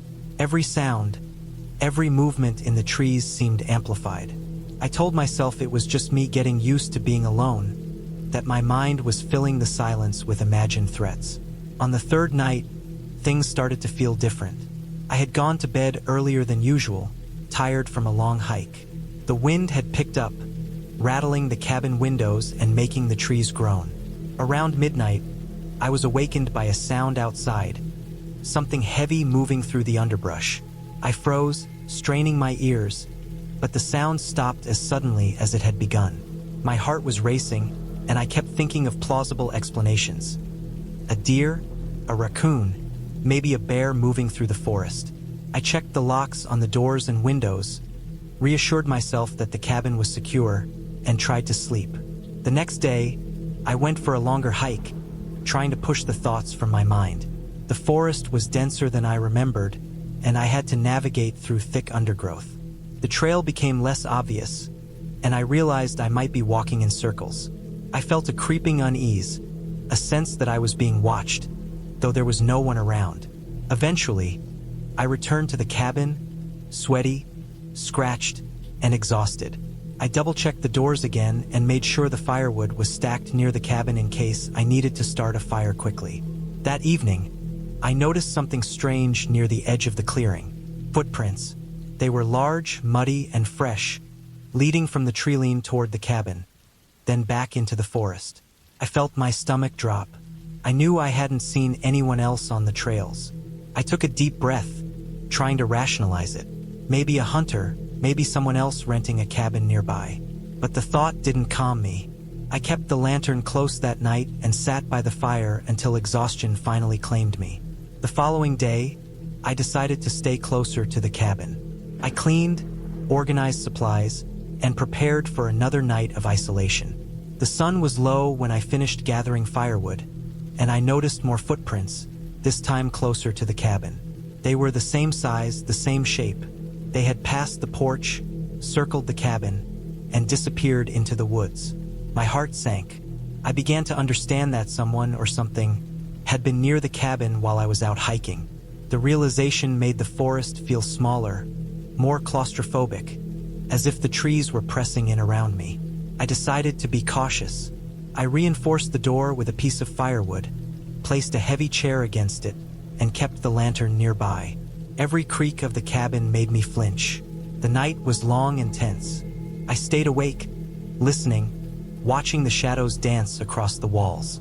I had imagined fear before, but this was different. This was real, immediate, and it gnawed at me in a way I hadn't anticipated.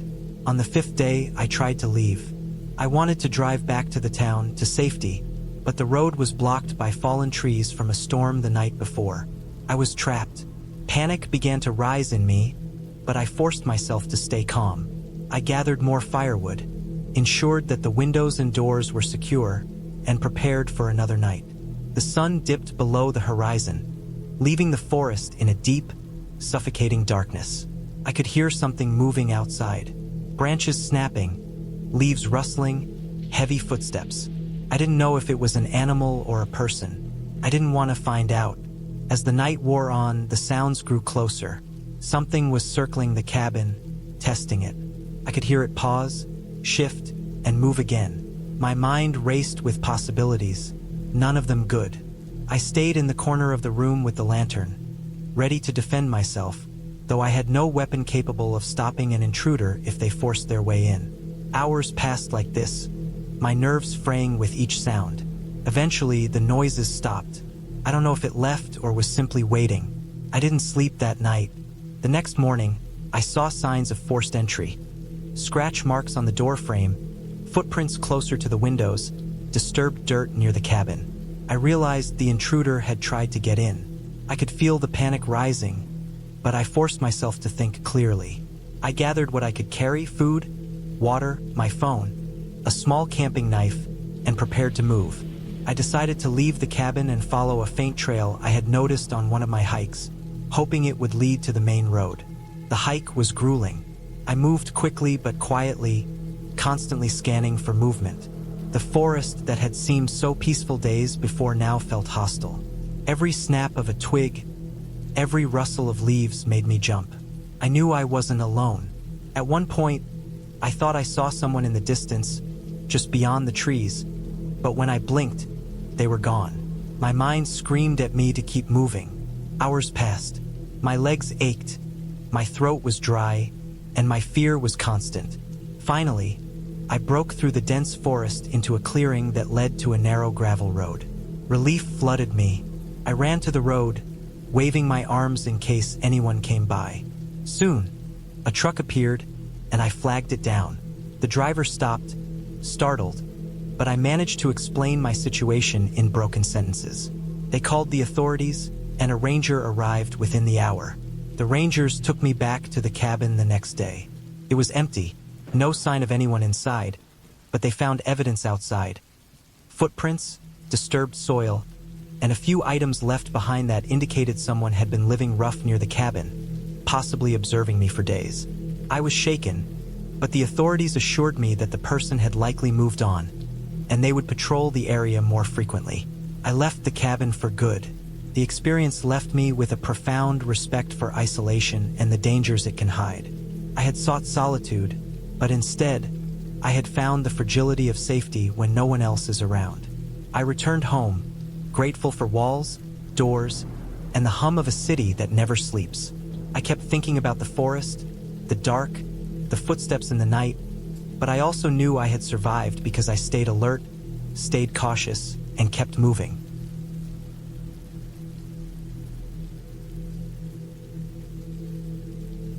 I had been looking forward to this trip for months. After weeks of endless work, I wanted nothing more than to disconnect entirely from the city. From people, from noise, from the constant pull of emails, notifications, and deadlines. The cabin I rented was deep in the forest, far from any road I recognized, tucked into a narrow valley with cliffs rising on either side.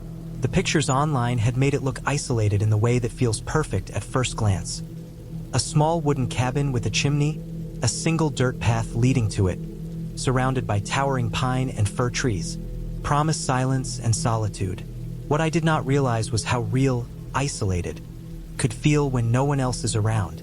I arrived late in the afternoon, driving down a winding, narrow dirt road that I barely trusted my car on. The sun was low, and its light stretched long across the forest floor, throwing shadows that seemed to flicker in my peripheral vision. Each bend in the road brought a small thrill and a small tension, the kind you feel when the world you know is disappearing behind you, and the forest seems endless and silent except for the crunch of tires on gravel. I carried my bag in one hand, the small lantern I had brought in the other, and the key to the cabin, which had been left in a lockbox. The cabin itself was smaller than I imagined, but cozy, with rough-hewn wood, a stone fireplace, and a kitchen barely bigger than a closet. The furniture smelled faintly of pine and something older, perhaps the faint odor of months of disuse. I unpacked quickly, leaving my bag on the floor, and lit a fire in the fireplace. I had brought wood with me, enough to last the first night, and the crackling flames filled the space with warmth. Outside, the sky was deepening, the faint red of the sunset swallowed by the dark green of the trees. A wind began to blow through the pines, and it was louder than I expected. The trees groaned and whispered against each other in a way that seemed almost alive. I knew it was normal, the wind through the forest, but the sound made the hairs on my arms rise. By the time I had prepared a simple dinner of canned beans and bread, it was fully dark outside. I switched on the small battery-powered lamp for a minute to wash the dishes, then turned it off to rely on the fire. Darkness pressed against the windows, heavy and complete.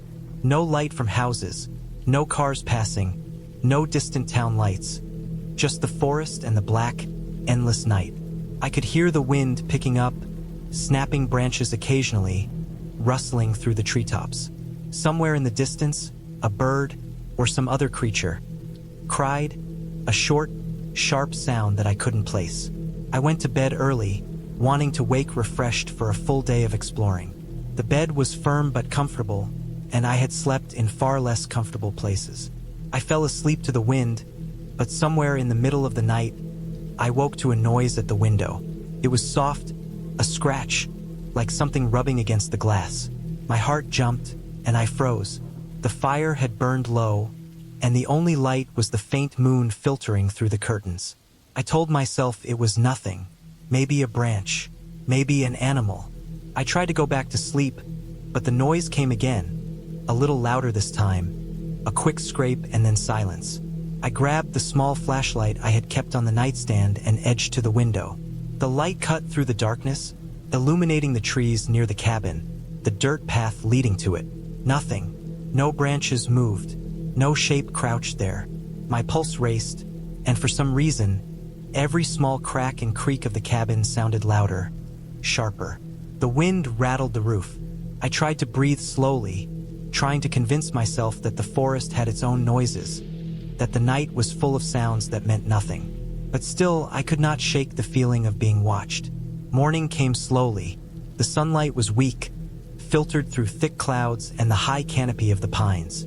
I made coffee and sat by the window, scanning the dirt path, the forest floor, the surrounding area. Nothing seemed out of place, and yet the sense of unease lingered, a tight knot in my stomach. I decided to take a walk down the path, hoping movement would clear my head. The path curved away from the cabin, leading into thicker forest, small rocks underfoot, roots snaking across the trail. I walked for an hour, hearing nothing but the wind, the occasional bird, the crunch of my shoes on dirt and pine needles. It should have calmed me, but it did not. When I returned, I noticed something new. The door to the cabin, which I had locked before leaving, had a faint scratch across the wood near the handle. Small, shallow, but deliberate. I froze, examining it. Could have been from the wind, from a branch, but no, the scratch was on the inner side of the handle, just above the latch. My stomach sank. I checked the windows. Everything else seemed untouched. I tried to rationalize it. Maybe an animal. Maybe a deer brushing against the door. But the location of the scratch, so close to where I would have to grip, made it unlikely. The day passed slowly, each sound amplified. The wind seemed closer, more violent, snapping branches that hit the cabin walls. Somewhere behind the cabin, I heard a low, dragging sound, rhythmic, slow, coming closer and then fading. I stayed inside, moving carefully, keeping my flashlight close, checking the locks repeatedly. By evening, I had learned a small ritual. Make sure the door and windows were locked, keep the fire burning, sit in the corner farthest from the windows, watch the shadows. I told myself it was just fear, the isolation getting into my mind, but the scratches, the noises, the feeling of eyes on me refused to leave. That night, the noises escalated. I was awake for hours, listening. The wind had picked up to a near gale, and it felt as if it pushed against the cabin itself. Somewhere outside, heavy footsteps pressed on the soil, moving from one side of the cabin to another. Branches snapped, leaves rustled, and the low, dragging sound returned. It was deliberate this time, not random. Something large, heavy, moving with purpose. My mind ran through possibilities. Bear, large animal, human. Bears are common, yes, but their noises were not like this. This was methodical, close, and impossibly quiet except for what it wanted me to hear. I spent the rest of the night in a corner of the cabin, fire low but still burning, flashlight in hand, listening, trying to breathe evenly. At one point, I thought I heard a small knock on the door. I froze. Then another. Then silence. I tried to convince myself I was imagining it. When morning finally came, gray and cold, I left the cabin briefly to inspect the perimeter. I found footprints, human footprints, single file, large boots. They circled the cabin at least twice, then led back into the trees. My heart sank. This was no animal. Someone had been watching me. The scratches on the door, the dragging sound, the knocking, they were all deliberate. Fear tightened in my chest like a vice, but I forced myself to think clearly. I had a phone, though the signal was weak. I sent a message to a friend. giving them the location of the cabin and asking them to call authorities if I went missing. Then I spent the next day fortifying the cabin as best I could. I moved furniture against the door, covered windows with heavy blankets, kept knives near me, and built a larger fire in the fireplace. The following night, the intruder returned.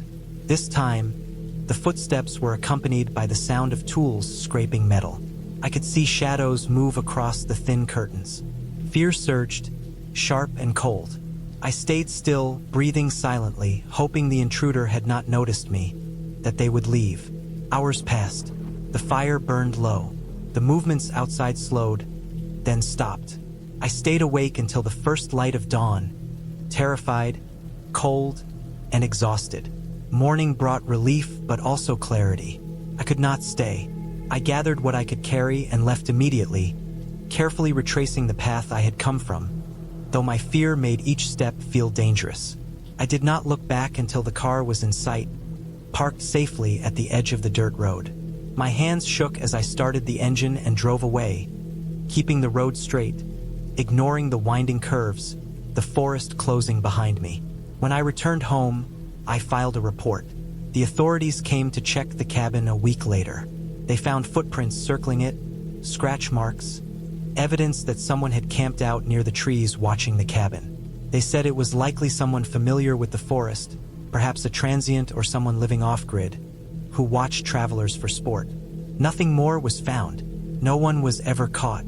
I never went back. The cabin was beautiful in photos, but the memory of that isolation, of the sense of being hunted in silence, stayed with me. I realized that fear can grow when solitude is broken by the awareness of someone else, someone who is patient and deliberate.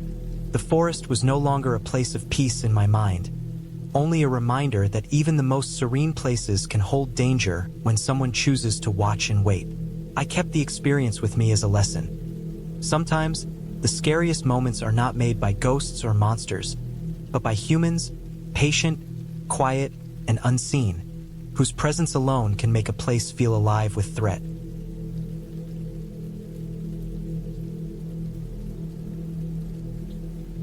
I stepped out cautiously, scanning the forest in every direction.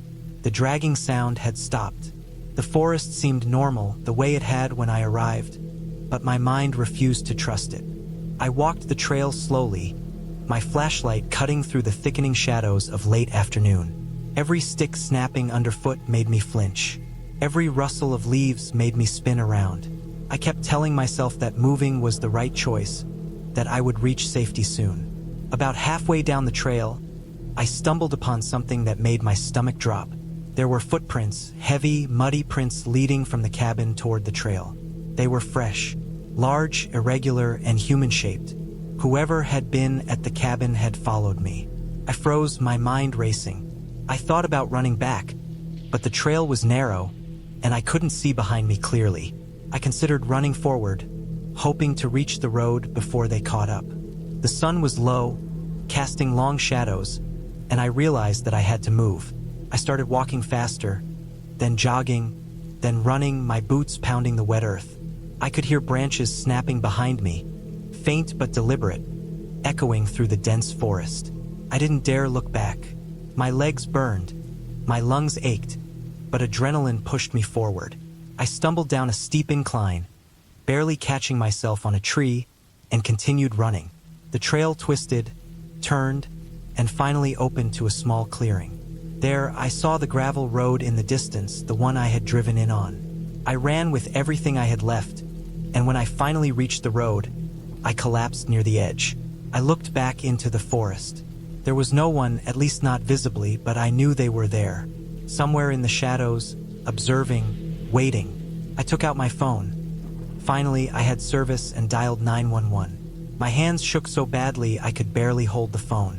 I gave them the location and told them what had happened, omitting nothing. While I waited for help, I stayed on the road, scanning the treeline, hatchet close by, flashlight ready. The police arrived about 30 minutes later, their presence instantly reassuring. They combed the area with flashlights, but didn't find anyone. They explained that someone might have been squatting in the woods, possibly watching the cabin, but without evidence, There was little they could do beyond patrolling the area. They escorted me back to my car and drove me to the nearest town. I was shaken, exhausted, and trembling, but I felt alive, and most importantly, safe. Over the next few weeks, I avoided the forest entirely. I thought about going back for my belongings, but I realized the cabin was no longer a place of refuge. It had become a symbol of vulnerability. I stayed with friends, revisited the city life I had tried to escape, and slowly began to feel normal again. Looking back, I realized I had underestimated how dangerous isolation could be. The woods weren't supernatural. They weren't haunted. They were just full of people who could hide, observe, and strike. The fear wasn't magical. It was real, raw, and survival-based. Eventually, I learned to appreciate the experience for what it taught me. I became more cautious, more aware of surroundings, and less trusting of the quiet. The cabin itself was rented out again, and I never returned. I kept the memory, the vividness of fear, the feeling of being hunted in the silent forest. But I also kept the relief, the sense of triumph at having survived with my mind and body intact. That weekend, I realized something fundamental. Isolation is powerful, but preparation, awareness, and quick thinking can keep you alive even when the world feels entirely against you. It started as a weekend trip I thought would be simple. I had been exhausted from work, drained mentally and physically, and I needed a break from the constant buzz of the city. I had scrolled through dozens of rental cabins online, looking for something isolated, quiet, and with a little wilderness around it, somewhere I could forget people existed for a couple of days. Eventually, I settled on a cabin in a dense forest a few hours north of the city. The pictures were perfect. A small wooden cabin surrounded by tall pines and a winding gravel road that led to a barely visible highway. The owner said it was secluded, and that was exactly what I wanted. The drive out there was long, but soothing. I remember leaving early Saturday morning, the roads nearly empty, the air crisp and a little cool, even though it was late October. As the city fell behind me, the buildings and noise faded into distant hums and flashes of traffic lights. The air grew heavier with the smell of damp earth and pine. Birds darted across the road, squirrels scurried at the edges, and every so often, I would see the glimmer of a small creek between the trees. I kept thinking about how alone I would be, and I liked it. There was a part of me that wanted to see how far isolation could stretch without feeling uncomfortable. When I finally arrived, the cabin was exactly as advertised. A small one-story structure made of dark timber with a sloping roof, a stone chimney, and a single wooden porch that creaked under my weight. The surrounding forest was thick, and the sun was just starting to dip behind the trees, turning everything into an orange and gold blur. There were no other cabins nearby. The gravel driveway ended abruptly at a small clearing just big enough for one car. I parked, stepped out, and the silence hit me almost immediately. It was a heavy silence, the kind that doesn't allow your mind to wander too freely because it's aware that even the smallest sound, your own footsteps, the rustle of leaves, the creak of the porch, echoes endlessly. Inside, the cabin smelled faintly of old wood, dust, and something slightly sour that I assumed was dampness. It had the bare essentials: a small kitchen with a gas stove, a table with 4 chairs, a tiny bathroom with a shower, and a living area with a couch, a small bookshelf, and a wood-burning stove. The bedroom was modest, with a double bed and a single nightstand. There were no electronics apart from a small lamp plugged in near the kitchen. I had no cell service, which was part of the appeal, though it made me a little uneasy. Not because I wanted to be connected, but because the thought of being entirely out of reach with no way to call for help if something went wrong lingered at the back of my mind. I unpacked slowly, moving methodically as though taking my time would somehow stave off the creeping sense of isolation that was already pressing against me. I brought in my bag, put my laptop and notebooks on the table, and made a small pile of firewood near the stove. Outside, the forest had already begun to darken, the trees casting long shadows, and the air smelled damp and slightly metallic. I sat on the porch for a while, sipping some coffee I had brought, just listening. The wind rustled through the pines, leaves fell softly to the ground, and a distant animal call broke the silence every few minutes. As night fell, I built a small fire in the stove, its warmth spreading through the cabin. I sat on the couch with a blanket over my legs, staring at the flames. It was peaceful at first. I felt content, isolated in the best possible way, disconnected from emails, notifications, and obligations. But somewhere, deep in my mind, there was a flicker of unease. The kind that starts as a whisper and grows slowly, something you try to ignore because you tell yourself it's irrational. Around midnight, I heard it, a sound from outside the cabin, a faint, dragging noise, like something heavy being pulled across the gravel near the edge of the clearing. My stomach clenched. I froze, listening. The fire crackled loudly, each pop echoing in my ears, but outside, there it was again, a slow, deliberate scraping. I convinced myself it was a fallen branch or some forest debris moving in the wind. But then it stopped. The sudden absence of sound made my pulse jump. I tried to settle back into the couch, telling myself I was imagining it. I told myself that nothing could happen here, that I was safe. But sleep didn't come easily. Every little sound, the wind rattling the edges of the cabin, the distant snap of a twig, the occasional rustle in the underbrush, felt amplified. My imagination, which I usually had under control, started running in loops. Maybe it was a wild animal. Maybe it was a hunter, though the nearest roads were far away. Maybe it was someone following the narrow driveway, waiting for me to notice. The longer I stayed awake, the more I became aware of how small the cabin was, how fragile the wooden walls felt, and how completely alone I was in the middle of the forest. Around 3 a.m., I finally drifted into a fitful sleep, but it wasn't restful. I kept waking up, convinced I heard footsteps on the porch, or the dragging noise again, or a shadow passing behind the thin curtains. When I finally woke for good, it was still dark, the kind of dark that presses down on you and makes familiar shapes unrecognizable. I got up, feeling stiff and tense, and walked to the kitchen to make coffee. That's when I noticed the first clear sign that something was wrong. The back door, the one that led to the forest behind the cabin, was slightly ajar. I had locked it before going to bed. Panic rose quickly, a tight, cold wave that left me frozen for a moment. My mind went through every possibility, every scenario I could imagine. Had I forgotten to lock it? Had the wind blown it open? The door was heavy, old, and there hadn't been much wind that night. I knelt and checked the lock. It was intact. Nothing else in the cabin appeared disturbed. Still, the open door made my heart hammer. I grabbed a flashlight and carefully moved toward the door, the beam cutting through the darkness. Outside, the forest was black, the trees blending into one another. Nothing seemed out of place, and yet the door being open was concrete evidence that someone or something had been here. I went back inside, trying to calm myself. I checked the windows, all locked, and made a mental note to reinforce the back door with the firewood if I had to. I decided I couldn't stay inside paralyzed, so I grabbed a small hatchet from the kitchen and sat back down near the stove. The firelight flickered across the walls, and my shadow danced with it, making the cabin feel smaller, almost suffocating. I stayed alert, listening. The dragging sound had returned, faint and deliberate, this time moving around the clearing outside. My pulse raced. Whoever or whatever was out there was testing the cabin, circling it, trying to gauge whether I was aware.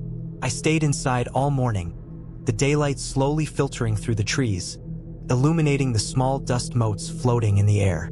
I made a plan. I wouldn't leave the cabin until I was certain I was safe. I double-checked the locks, moved heavy furniture near the doors, and kept the hatchet close. I didn't eat much. The fear had eaten away my appetite.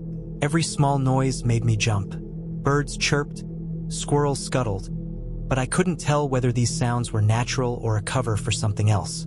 By midday, I decided I needed to move. Sitting in the cabin all day made me anxious and tense, and I realized that remaining stationary made me an easier target.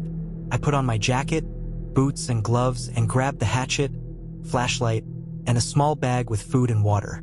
My plan was to hike out the back trail I had noticed when I arrived. It would take me a couple of hours to reach the main road, but at least I would be moving, and movement felt safer than hiding.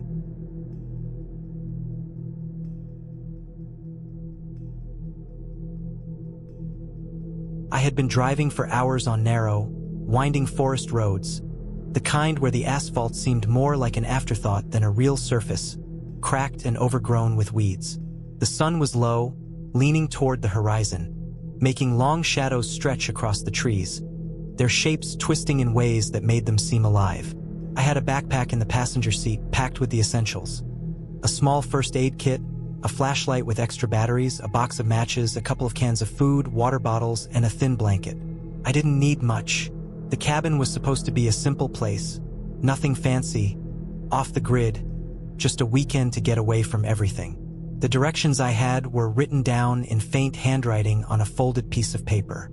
GPS barely worked here, and every time I checked the phone it flickered between no signal and searching. That was fine. I wanted silence, not calls, notifications, or messages.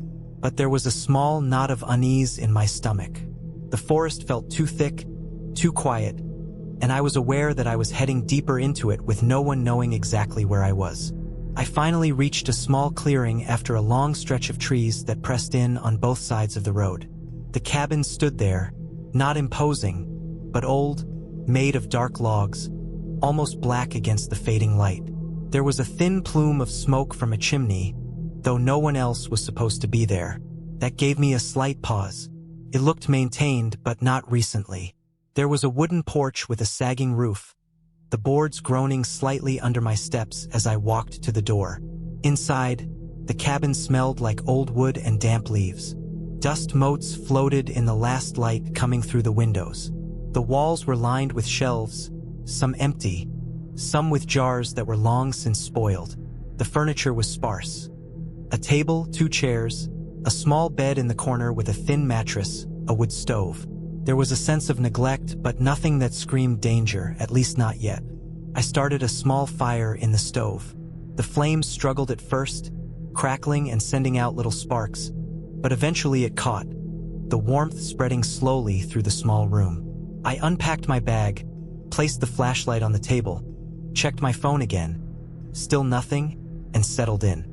The forest pressed in close to the cabin, and the shadows it threw were unnerving. At one point, I thought I saw movement just beyond the window, a flicker, but when I looked, nothing was there. Probably a deer, I told myself. Night fell quickly. Darkness in the forest is different than in a city. There are no streetlights, no distant cars, only the moon and stars. The sounds are sharper, closer. Every rustle, snap, or distant groan carries. I lay on the bed with my blanket, trying to sleep, but the noises kept me alert. Every so often, there was a low, dragging sound, like something heavy moving across the ground far off in the forest. I tried to rationalize it, a fallen branch, an animal, but I couldn't shake the unease. The wind picked up outside. It was cold, and the wooden walls creaked. I got up to check the door and windows, making sure everything was locked. Nothing had changed. Still, the sense of being watched remained, an invisible weight pressing against me.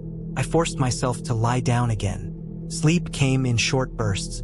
I dreamed of being lost in the woods, the trees bending over me, the underbrush closing in. In the dream, I could hear heavy breathing that wasn't mine. I woke with a start, my heart racing. My flashlight was on the table, pointing toward the floor, casting long, uneven shadows across the room. The next morning, I decided to explore the area around the cabin. There was a small path, overgrown but walkable. I followed it a short distance, noting animal tracks in the mud. Deer, maybe a fox. Nothing alarming. But there was another set of prints, larger, deeper, too regular for an animal. Human. My heart skipped a beat. Whoever had made them hadn't been careful, leaving long, deliberate steps through the wet ground. I couldn't tell how old they were.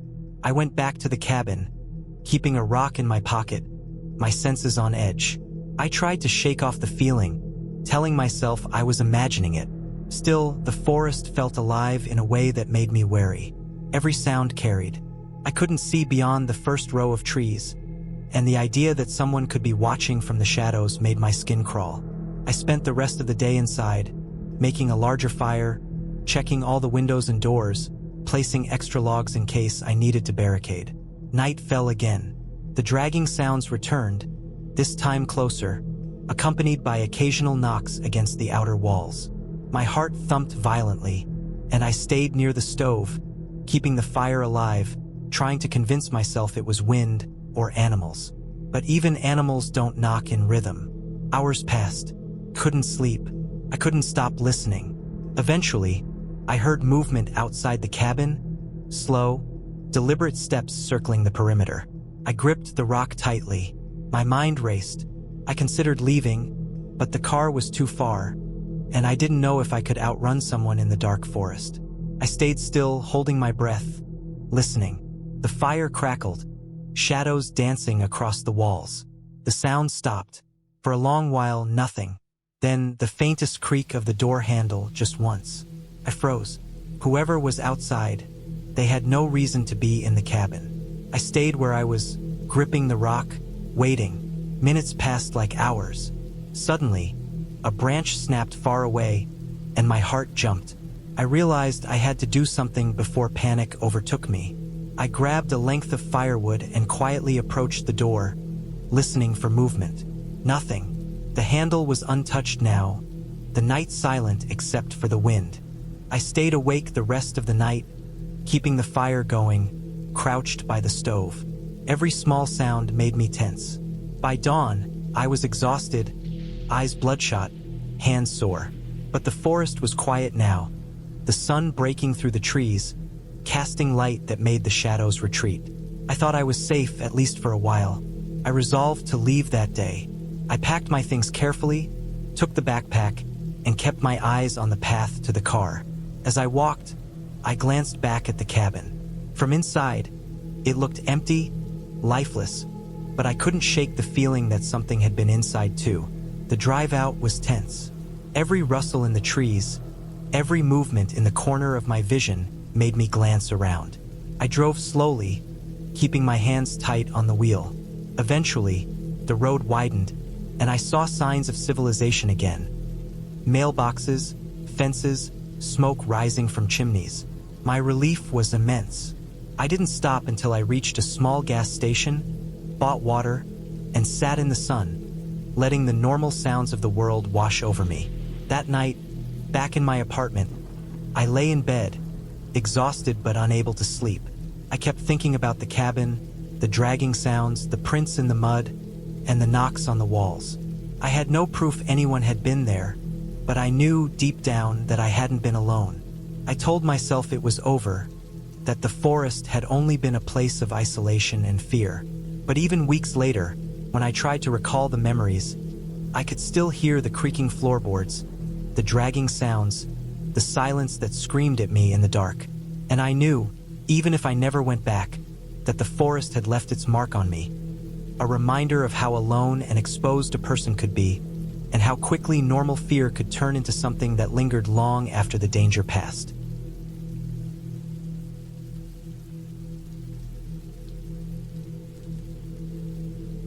I had always liked the idea of getting away from the city, even if it was just for a few days. The city had a way of wearing me down, a steady weight on my mind that didn't ease with sleep or a weekend off. I found a small cabin online, not too far from a national forest, a place that looked abandoned yet maintained, the kind of place that promised solitude. I was alone, and that was exactly what I wanted. I packed carefully, making sure I had enough food for a week, a stove, a flashlight with extra batteries, a first aid kit, and enough clothes for cold nights. I even brought a few extra blankets, something I had learned to appreciate after one freezing night in a cheap motel where the heater didn't work. The drive to the cabin was long but peaceful. The road narrowed as I left the highway, turning into a gravel path that wound through the forest. The air smelled of pine and earth, the kind of smell that only deep woods can hold. I noticed how quiet it was, almost unnervingly so.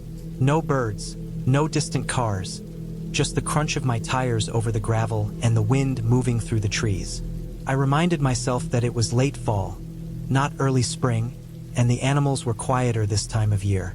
When I finally reached the cabin, it looked smaller than it had in the pictures, but that wasn't a problem. The cabin was made of logs, weathered to a dark brown.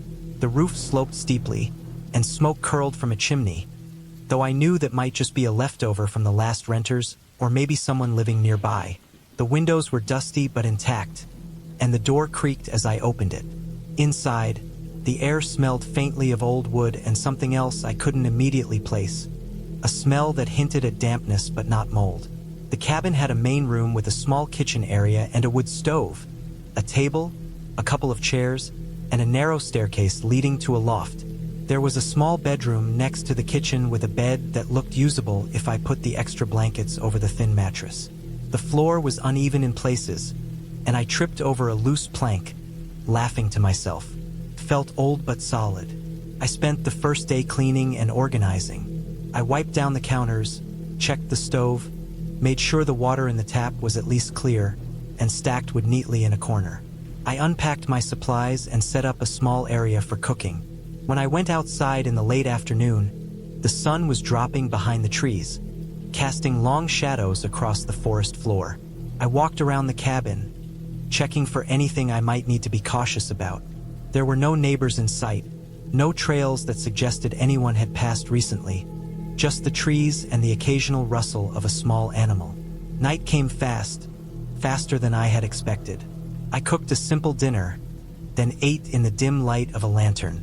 The wind started to pick up, rattling the windows and making the trees groan. I felt a faint unease, but I told myself it was just being alone in the forest at night. I went to bed early, too tired to do anything else, and for a while I slept well. The next morning, I woke to a strange sound. It was faint at first, almost a tapping, then grew into a more persistent noise, like someone walking outside the cabin. I got out of bed quietly and crept to the window. Nothing. The trees swayed, but there were no figures, no signs of movement. My heart raced, but I reasoned it was probably just a deer or some other animal. I made breakfast and tried to shake the feeling, but the noise continued sporadically throughout the day. Sometimes it was outside, sometimes it sounded like it was on the roof. Every time I checked, nothing was there. By the third day, the unease had grown into something heavier. I started noticing small signs I hadn't before. Footprints in the mud near the edge of the cabin, too large to be any animal I knew. Scratches on the side of the cabin, shallow but fresh. I hadn't told anyone I was coming, and the nearest house was miles away. I had no reason to believe anyone should be around. I considered leaving, but at the same time, something kept me rooted. Maybe it was stubbornness, maybe it was the desire to see it through. That night, the wind was worse, and the tapping grew louder, sharper. I stayed up, flashlight in hand, listening. The forest around the cabin seemed alive with sounds. Twigs breaking, leaves rustling. The faint snap of branches as if someone or something was moving deliberately. My mind raced with possibilities, each one more frightening than the last. I told myself not to panic, that I was imagining things, that the wind and animals could explain everything. Still, I couldn't sleep. I stayed by the window until dawn, watching the shadows in the forest. By the fourth day, I had decided I would leave the next morning. I packed most of my things, but then something strange happened. A set of footprints appeared on the porch overnight, clearly visible in the thin layer of frost that had settled. They were large, and the way they moved suggested someone had been pacing back and forth, stopping at the window closest to my bed. I froze. My pulse quickened. I considered calling the police, but the signal was weak at best, and the idea of explaining what might have been nothing seemed foolish.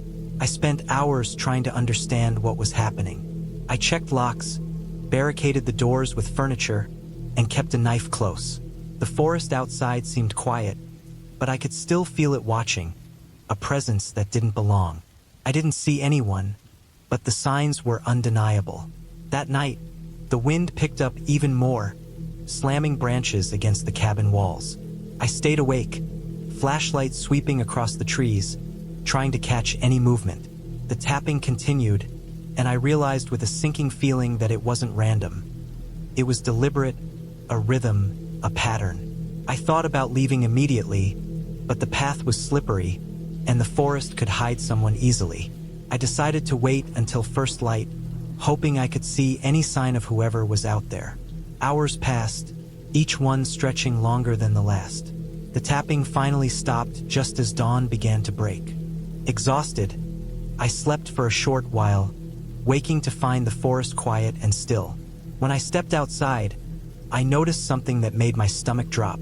The footprints led away from the cabin but did not return. It was as if whoever had been there had left suddenly, carefully, avoiding leaving too much behind. There was no one to see, no one to question. It was unnerving, but there was relief too. I realized I had survived the worst part of my fear, and perhaps that fear had been my greatest challenge.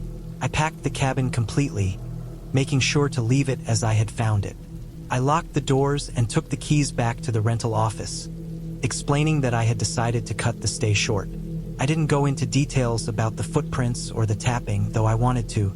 On the drive back, I felt a strange mix of fear and relief, a lingering tension in my chest that reminded me just how vulnerable one could be in complete isolation. Back in the city, life returned to its usual rhythm. I told myself I would never return to the cabin, but a small part of me knew that the experience had changed me. I had confronted real fear, the kind that doesn't come from stories or myths, but from the uncertainty of being alone and vulnerable in an environment where help was far away. The forest was beautiful, still, but I would never forget the unease that had settled over me during those nights. It had been terrifying, yes, but I had survived, and I had learned something about my own limits, about patience, awareness, and the way fear sharpens the senses.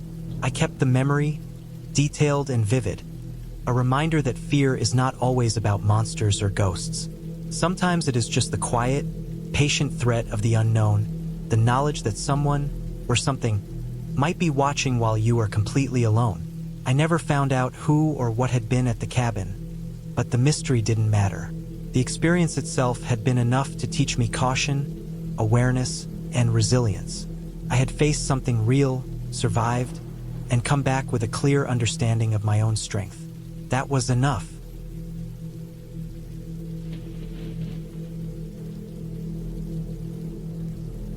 That night was the worst. Couldn't sleep at all. Every shadow seemed alive, every sound magnified. Around 1:30 a.m., I heard footsteps on the porch again, slower this time. I held my breath, flashlight in hand, ready to confront whoever it was. The steps stopped, and then I heard a voice, a whisper, almost inaudible, coming from outside. Not my name, just words I couldn't understand. My hands shook as I turned on the flashlight, swinging it toward the door. There was nothing, just trees, branches, and the dark. I didn't sleep at all after that. I stayed awake until dawn, watching, listening, tense and exhausted. The next morning, I decided I couldn't stay. I packed quickly, deciding that the dirt road back to civilization was my only chance. As I stepped outside, I saw the footprints again, leading away from the cabin into the forest, disappearing into the trees. They weren't random, they had been waiting for me to leave. I hurried to the car, keeping my eyes on the woods, feeling every step like it could be my last. The drive back was nerve-wracking. Every shadow along the road, every movement in the trees, made my heart leap. I couldn't stop looking in the rearview mirror, imagining someone following me, but the road stretched for miles with no sign of another car. When I finally reached a gas station, the relief was overwhelming. I filled my tank, used the payphone inside to call the police, and explained the situation. They took a report but told me it would be hard to investigate without more evidence. That night, safe in a hotel bed in the nearest town, I barely slept, thinking about the cabin, the tracks, and the person who had watched me. Weeks later, I returned to the cabin with a friend and police officers. The place looked empty, as though abandoned, but the tracks were still there. It was obvious someone had been living in the woods nearby, observing anyone who came to the cabin. They had likely moved on, but the thought that they had been watching, planning, and waiting still made me shiver. I never went back there again. The experience taught me something important. Isolation is dangerous not because of nature or ghosts, but because of other people, real people who have intentions you can't predict. The cabin, once a place of peace, became a place of fear. But in the end, I survived, cautious and aware, and I learned to never underestimate the quiet, the dark, or the footprints in the snow. I never thought a simple weekend away could turn into one of the most terrifying experiences of my life. It started as a quiet, seemingly ordinary trip. I had found a small cabin online, far away from the city, nestled deep in the forest. Promised isolation, nature, and peace. I was looking forward to that more than anything. A chance to escape the constant noise of work, the endless notifications, and the people I didn't really feel connected to anymore. The cabin was small but well-maintained, with a simple wooden porch, a stone fireplace inside, and a tiny kitchen. No electricity except for a small generator I was told I could use if needed, no internet, no cell service. It was perfect, or so I thought. I arrived late in the afternoon, just as the sun was beginning to dip behind the dense treeline. The drive up the dirt road had been bumpy, the kind that rattles your teeth and makes your stomach feel like it's in your throat. The forest pressed in on both sides, tall pine trees casting long shadows across the road. When I finally reached the cabin, the isolation hit me immediately. There were no other cabins in sight, no lights flickering from neighboring homes, no sound except the wind moving through the branches and the distant call of a crow. I parked my car, grabbed my bags, and walked to the cabin. The wood beneath my feet creaked with every step, and for some reason, that sound made me feel uneasy, though I told myself it was just nerves from the long drive. The inside of the cabin smelled faintly of wood and must, like it hadn't been used in a while. Dust motes floated in the last rays of sunlight that filtered through the small windows. I set my things down, unpacked, and lit a fire in the fireplace. The warm glow spread through the room, and for a moment, I felt completely at peace.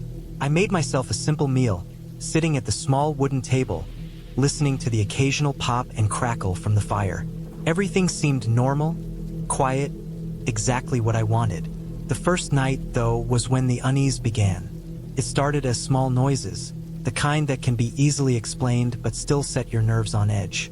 A branch scraping against the cabin's side, the wind whistling through gaps in the window frames, the sound of some animal moving outside. I told myself it was all normal, part of being in the wilderness. But as the night wore on, the noises became harder to ignore. I would wake to a soft thump on the floor above my head, or a scrape along the wall. The cabin had a small loft that I hadn't been in yet. I tried to tell myself it was just the old building settling, that would expands and contracts at night. But every noise made me flinch. I lay awake for hours, eyes wide, listening to the dark, imagining all the things that could be out there, waiting. Sleep eventually came, but it was light, filled with dreams that were more anxious than restful. The next morning, I decided to explore the area around the cabin. The forest was thick, a mix of pines and oaks, with fallen leaves creating a thick carpet underfoot. I walked down the small dirt path I had noticed on the way in, keeping the cabin within view. The air smelled fresh, damp from the morning dew, and I tried to shake off the feeling of being watched. I told myself I was imagining things, that it was natural to feel nervous in an unfamiliar place, alone in the woods. But even in the daylight, I felt that sense of unease, the kind that makes your skin prick and your neck twitch toward every sound. Birds moved through the trees, squirrels ran along branches, and yet I couldn't shake the feeling that there was something else there, something human. I shook the thought away. Back at the cabin, I spent the afternoon chopping firewood, organizing supplies, and checking the perimeter. The cabin was old, with sturdy walls, but the windows didn't all close properly. I fixed a few that were stuck, nailed some boards more securely, and felt a small sense of accomplishment. Still, there was a strange pattern in the ground around the back. Tracks that didn't match any animal I knew. They were roughly human-sized, but irregular, as if someone had been walking there and twisting in odd ways. I chalked it up to the wind or an animal dragging something, but I took mental note of it. Better to be careful, I thought. I wasn't really expecting anyone else out here. The second night was worse. I tried to keep busy, reading a book by the fire until my eyes grew heavy. Around midnight, I heard it, a slow, deliberate creak from the porch outside. Someone was walking along the boards. My heart stopped. I froze, listening, Another creak, then a soft scuff of shoes on dirt. I didn't move, didn't breathe. Whoever it was didn't call out, didn't knock. Just walked in deliberate circles around the cabin, sometimes stopping right at the edge of the porch. I considered calling the police, but I had no service. My cell phone was useless, and the cabin had no landline. I felt completely trapped. I grabbed a large flashlight and, quietly, opened the door to the porch, ready to defend myself if necessary. The cold night air hit me, the wind rustling the pines, and for a moment, I saw nothing. Then I noticed something strange. Footprints in the snow that hadn't been there before. They led around the cabin in a circle, stopping near the back door. The prints were too large for me to easily identify, and the pattern made no sense. Half deep, half faint, as if the person had been dragging something or walking very lightly in parts. I felt my stomach drop. Someone had been out here. Someone had watched me, walked around while I slept.